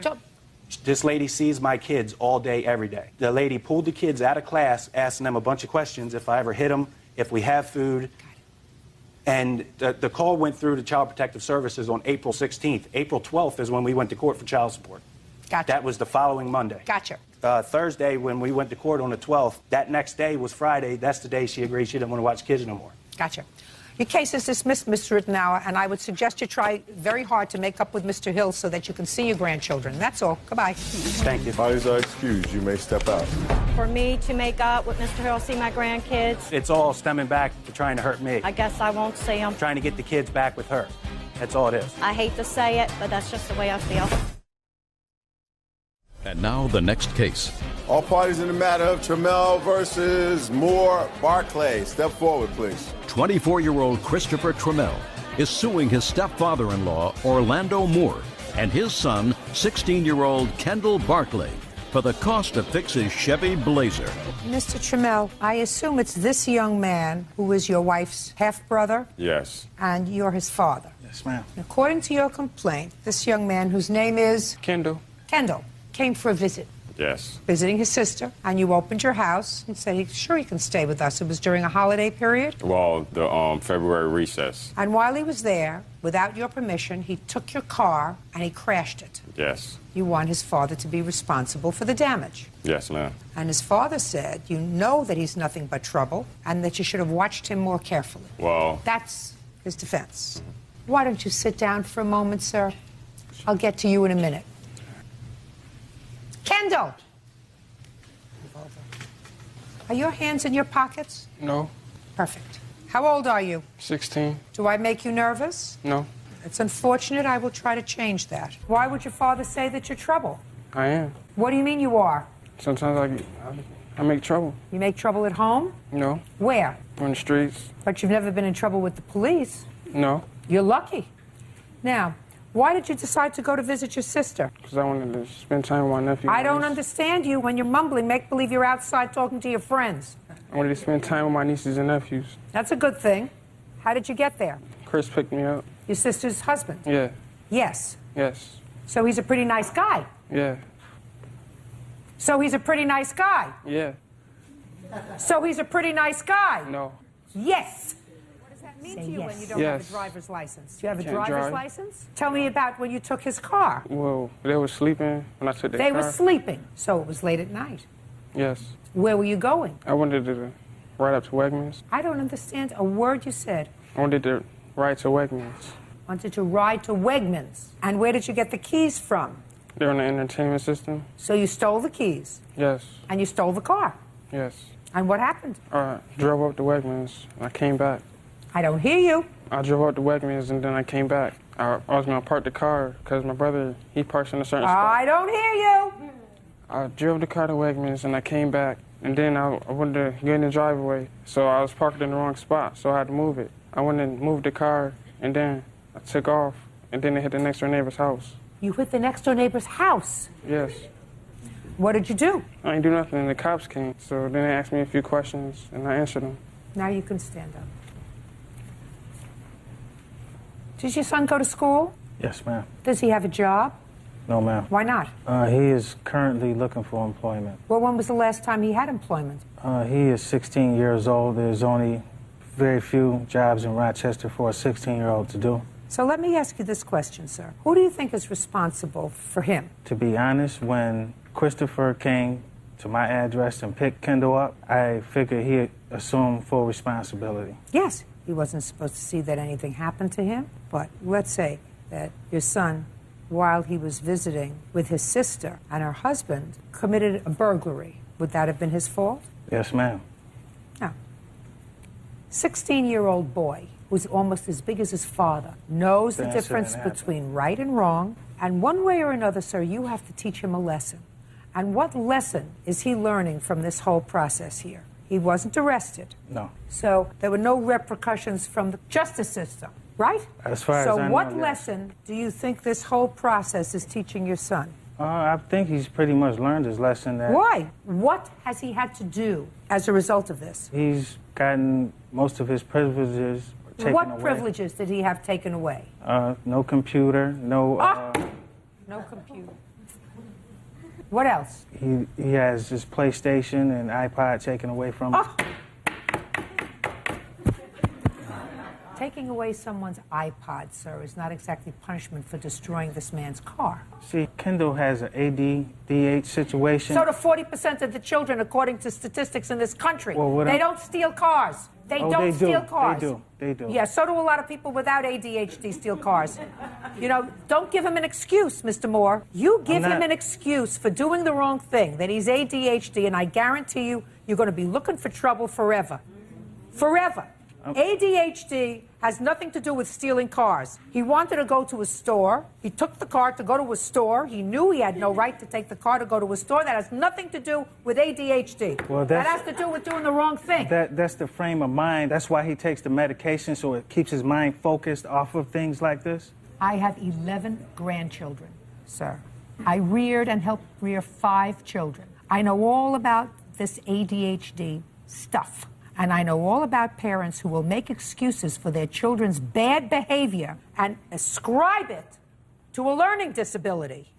So if that's, believe me, he was focusing on getting the keys and going to the store. Believe me, you're going to pay him and he's going to pay you. And then there is a reaction to his action. And I guarantee you, sir, that's as good as any medication he takes. So there's... Any medication he takes. So there's no responsibility on his side at all. It would be different if he threw him the keys and said, take the car and go to the store. I wasn't there. He just told me what happened. He waited until they went to sleep, and then he went to the entertainment center where the keys were kept, and he took the keys. He told me that. Not him. You make excuses for him, sir. You're going to find yourself before a judge much more frequently than the one time you're going to appear before me. And you give him the excuse of having ADHD for excuse for bad behavior, you are committing a terrible, it's not an terrible... excuse. It's an excuse. One thing had nothing to do with the other with regard to his taking that truck that day. And if you give him an excuse, you are parentally doing him a terrible disservice. I, however, am doing him a service. Because unless you want to be out $4,500 yourself, what you're going to do is you're going to have him get a job, and every penny that he earns he's going to give you until the $4,500 is paid off. Judgment for the plaintiff in the amount of $4,500. You may be seated. Ma'am, have a seat. Folks. Mrs. Macias, how long have you been divorced? Since August of 1985. And you have how many children together? 1. That's this young lady, I assume, right here. Yes. Tell me your first name. Chantel. How old are you? 17. Chantel, do you think you've been an easy teenager? I've had my ups and downs, but I really wasn't a bad teenager, no. But ups and downs? Yeah, ups and downs, of course. This lawsuit is about a time that you were living with your father. Yes. You had lived with your father once before when you were younger, and then you lived with your mother, and then you ran away, and you lived with somebody else, and then ultimately you ended up with your father for a while. Yes. And that didn't work out. No, Your Honor. And you left. Yes, I did. He was never there because he had to work all the time. I'm serious. Your father says that when you left him a $400 long-distance phone bill, and he sold the bedroom furniture to pay for the phone bill. Right? That's correct. So I have a couple of questions. Who bought the bedroom furniture? I did, Your Honor. When? It was September 3rd of close to 2 years ago, a year and a half ago. I moved some things out of storage that you had in storage, and some of the items that were in there was a bedroom suite that did belong to my daughter, and I That was purchased by your former wife? Correct. And I brought it back to Portland and to my house, and I set her up in a bedroom there. Great. And how long did your daughter live with you? She moved in last May, and she stayed with me until the 29th of February of this year, Your Honor. What happened in February? Well, it was kind of a long road from May to February. I tried to... Okay, let's keep it a very short road. Okay. The short road is things weren't working out? Yeah, there were some frustrations, difficulties, discipline problems. Okay. Did you ask her to leave, or did she leave on her own? She left on her own, Your Honor. Tell me about it. I came home Tuesday from work, and there was a car parked in my driveway, Idaho license plates on it. I had no idea who owned the car. All I know that it was from Idaho. When I came into the house, I just went to see where my daughter was, and she was sound asleep on her bed downstairs, and there was this other person wandering through my house at that time. The other person was of the male or female persuasion? That was a female, Your Honor. I don't know her approximate age, but I imagine 17, 18, 19, something like that. Okay. At that time, that kind of really agitated me because we'd been going through this. I'd asked my daughter repeatedly not to bring people over unless I had a chance to meet them, and if I approved of them, then it was fine, but she just disregarded that and just did as she pleased. I went upstairs and I found that there was some liquor taken out of my cupboard upstairs, and I confronted my daughter with it, and at that time she said to me, "It's not my problem, it's no big deal, it's my problem." And at that point I just got kind of really frustrated, and I told her, I said, "Chantel, I think what we need to do here is I'm going to come home tomorrow. I'm going to put you on the bus, send you back up to your mom for a couple of days. I want to kind of sort things out here as what we can do, because things aren't going very good here right now." At that point, when I told her what I was going to do, she just blew up and started ranting and raving and cursing at me. And she left with a friend, or that person that was there. And okay, so you told her that you were going to send her back to her mom's for a while, but she just left with the friend that's correct, in the car from Idaho. Yes. Where did you go when you left with your friend from Idaho? I had went to my boyfriend's house, and I stayed the night. Boyfriend? Yeah, my boyfriend, Sean Kelly. And how long did you stay at his house? 2 nights. Did anybody know where you were? Did you call your mom? Yeah, I tried to call her. I did call her. Try. No. Actually, I did call her, but I didn't get to talk to her. No. So nobody knew where you were? Your mother or your father didn't know where you were at the time? No. Okay. So after 2 nights at your boyfriend's house, where did you go? I went to my mother's house. Who drove you there? Bristol. The girl that you were with? Yes, Your Honor. Okay. And when for the first time did you ask your dad for your furniture back? Right after I moved out. And he told me that I owed him a phone bill, and I told him, yes, I'm sorry. I currently didn't have a job at the time, and I was in the position of getting one. But I told him I would be more than happy to make one. And make a what? A payment plan. Mm-hmm. And that he said he wanted everything in full right now, or, you know, I'm selling the furniture. He called me and said that he had a buyer for the furniture, and that if I didn't have it by Friday, that it was gone. And me and my mother, we drove down there the following weekend and to go get the furniture, and we popped in as a surprise, and he said that he had sold it. So popped in as a surprise? Yeah, like, so we didn't let him know we were coming, so he couldn't, like, we caught him off guard, you know. And so he said that he had sold the furniture. Mr. Girton, let me tell you what your problems are, sir. Teenagers very often have very expensive phone bills. It's nice if teenagers pay them, but you can't set off her phone bill against furniture that you neither bought nor paid for. Her mother bought the furniture. Now, if you said to me, I sold the furniture was there in my house for my daughter to use when she was living with me, she's no longer living with me, I sold it, I would say you're absolutely right. But you got the furniture from her mother. You can't sell that furniture. And you can't sue your daughter for a phone bill because she's a minor. I owe a lot of teenagers. $400 for a phone bill is a lot of money. Sometimes I would have had a big smiley on my face if the phone bill was only $400. You got it? Mm-hmm. Seems to me that the two of you should be working together, even though you're not married anymore, because your daughter seems to be running the show. You understand? You couldn't have thought that your former husband was such a bad guy if you said you try to take care of her for a while because she's beyond me. Judge Judy continues in a moment. That's what happens with teenagers, especially teenagers who are the children of divorce. Sometimes they like their mothers, sometimes they like their fathers, but they will always use one against the other. And later today, I put shaving cream on the side of her garage. Why? I was retaliating. So far, you're honest. I give you that. Dumb, but honest. Real cases, real people. Judge Judy. 17-year-old Chantal Gurton says her father, Richard Gurton, won't return her bedroom furniture. So first you were a villain, then he was a villain. Now you're okay. Do you understand? Yes. That's what happens with teenagers, especially teenagers who are the children of divorce. Sometimes they like their mothers, sometimes they like their fathers, but they will always use one against the other. If you allow that to happen, you're being a fool. But you're entitled to the money for your furniture back because you paid for it. Let me see the bills for the furniture.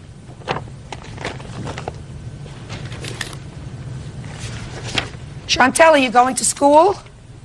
Your Honor, That suggests to me that that's not a quick yes. I'll be starting in next month. All right, so you see, the answer is no, you are not going to school. Are you working? No. So you're 17 and a half years old, you're neither working or going to school. Where's the boyfriend? How close does he live to you? He lives with his friend next to me in Everett. You live with a friend? Yeah. Not yet. Yes. Yes. Button up your shirt. Nice. If you come to court, don't show me your undershirt. Do you work? Yes, I work. For whom? A roofing company. Hmm? A roofing company. How old are you? I'm 20. Well, how much did you pay? $23.93? Yes, Your Honor. $23.93. And what is this for? Is this the same agreement? There's one for the stereo mount, balance owing. And the what's other the for balance bed- owing on the stereo? $1,300 plus tax. What'd you do with the stereo? I sold it, Your Honor. It's $36.93. That's what it comes to. Bedroom set and the stereo. How much did you sell it for? $450. It's going to cost you $36.93 to replace it. Numerous Judge things was in the the plaintiff. past where That's she all. hasn't been accountable, and my only intent was trying to make her become accountable for some of the things she did. I really did want to get to know my father and become close with him, but that didn't happen. And I'm hoping someday maybe there could be a chance. Hey, sweetie. And now the next case. All parties on Radford versus Talbot. Step forward, please. 41-year-old Valerie Radford is suing her neighbors, Dwayne Talbot, his wife Terry, and their daughter, 16-year-old Ashley. Valerie says Ashley vandalized her garage with shaving cream. Are you the daughter? Yes. You're the daughter who did the damage? Yes. Are you their neighbor? Yes. Father? Yes. Mother? Yes. Who are you? Insurance broker. Sit down, please. Shh. What kind of damage did you do to the plaintiff's house? I put shaving cream on the side of her garage. Why?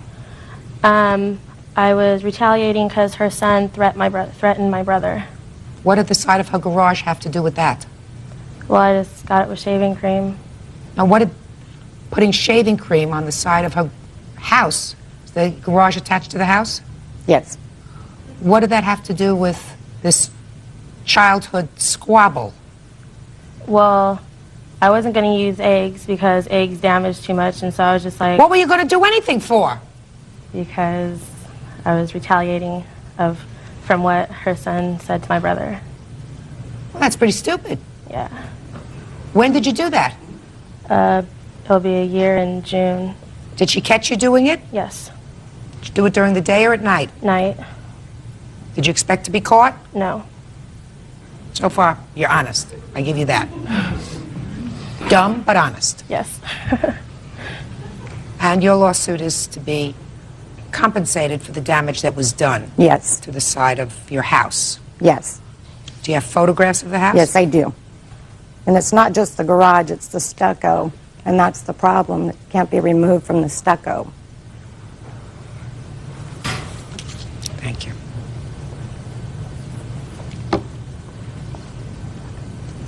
Is this that line? Yes. That's there? Did you try washing it off? Yes. When were these pictures taken? About a week after. Have you seen these pictures? Would you show them, please, to the defendants?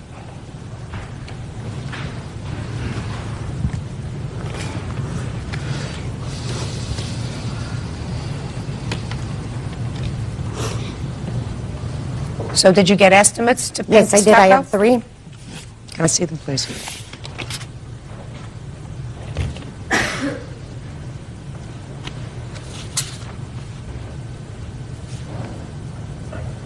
My house is 10 years old. We moved in the neighborhood about the same year, and the paint can't be rematched. I mean, they brought books to try to match it. That's why they said the house has to be repainted.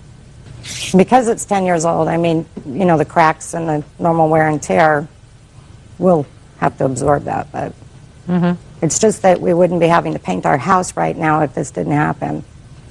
Okay. Who do you want me to hear from? The night that it happened, Valerie's husband came down to the house, told me what had happened. Ashley and I walked down, went immediately to talk to Valerie, and Valerie told us in no uncertain terms that she wanted us to do nothing, that it had already been taken care of. She then said that we should turn it over to our homeowner's insurance because her homeowner's insurance had said that ours should pay for it, which is exactly what I did. Now, the whole time, I have admitted there's been I never challenged the fact of Ashley doing it. This is the size can of shaving cream. This is exactly. We turned it into our insurance agent. The insurance agent, which I have here, Ted, the adjuster went out. There was no damage. Well, there is damage. Well, there was damage. Judge Judy continues in a moment. She and her children have flipped us off. She has used her profanity. That's ridiculous. I mean, her daughter was 100% wrong. It's also 100% juvenile. Real cases, real people. Judge Judy. Valerie Radford says neighbor 16-year-old Ashley Talbot vandalized her garage with shaving cream. You're the agent. And I wasn't aware that anybody came to my home. They didn't have to go into your home to look at it, so we may have gone out. What is your last name, sir? Talbot. Well, their last name is Talbot. Are you related to them? Yes, ma'am. How are you related? This is my brother, Dwayne. They do all of their insurance through your company? Yes, ma'am. Okay. When did you go out to look at the property? Property was looked at after the claim was turned in August. It was observed. The case was negotiated with the adjuster, with the other party, and per the records that I've got, it was closed on October 6th. What do you mean it was? I don't understand that. You mean the two adjusters got together from the two insurance companies? Who got together? The insurance company got together with, I was informed, spoke with the defendant. With the plaintiff? Plaintiff, sorry. The case has been closed as of October 6th. Well, but did you ever get a check from the insurance company? I was never notified. No one ever spoke with me about it. The only thing I've gotten is being called names when I drive through the neighborhood. Well, that's ridiculous. You have no proof that your company ever paid out a claim? No. Well, then it wasn't settled, because if the adjuster went out and spoke to them and your company closed the file, then it closed the file erroneously because she was never compensated, according to you. That is correct. So what are you doing here? Do you have anything to add to this case? Nothing further. Perfect. Sit down. When Valerie talks about calling names, first of all, we very, very, very seldom drive by her home. That's number one. No, when I drive Number two is every time she has driven by our house, she and her children have flipped us off. She has used her profanity. Even in public places, she has used her profanity. All that we asked was for this to be over and to leave us alone. Well, first we have to resolve this issue of the house. I've read your answer, and your answer suggests that this was just some shaving cream and it can be washed off. But I've seen the photographs, and it certainly appears that there is some, and I agree, minor discoloration between where you put the shaving cream and the house. Minor. Unfortunately, to make it right, she will be forced to repaint it and power wash it because of what you did, if she wants it to look the same. So it's going to cost you more then, and I think that you have to take that up with your brother-in-law. I mean, your brother-in-law did not do the right thing if it was closed. That's ridiculous. You have homeowner's insurance. Your homeowner's insurance should cover that. This is not difficult. The money part isn't difficult. The other part is more difficult. You have children? Yes, I do. You have boys? 2 boys and a girl. Is it the boys that are having trouble with her son? And they're 19 years of age. Mine is. Well, you all got to get your boys in tow because your boys are going to move out of the house hopefully sooner rather than later, and you're going to be left as neighbors. Judge Judy will continue in a moment. I mean, her daughter was 100% wrong. There's no question about that, but it's also 100% juvenile and certainly not a good example for children, for your children, or your children, I don't know who's right or wrong, to see their parents acting in an inappropriate way. You would agree with that, right? Yes. You would agree with that, right? Yes. So if your boys are behaving...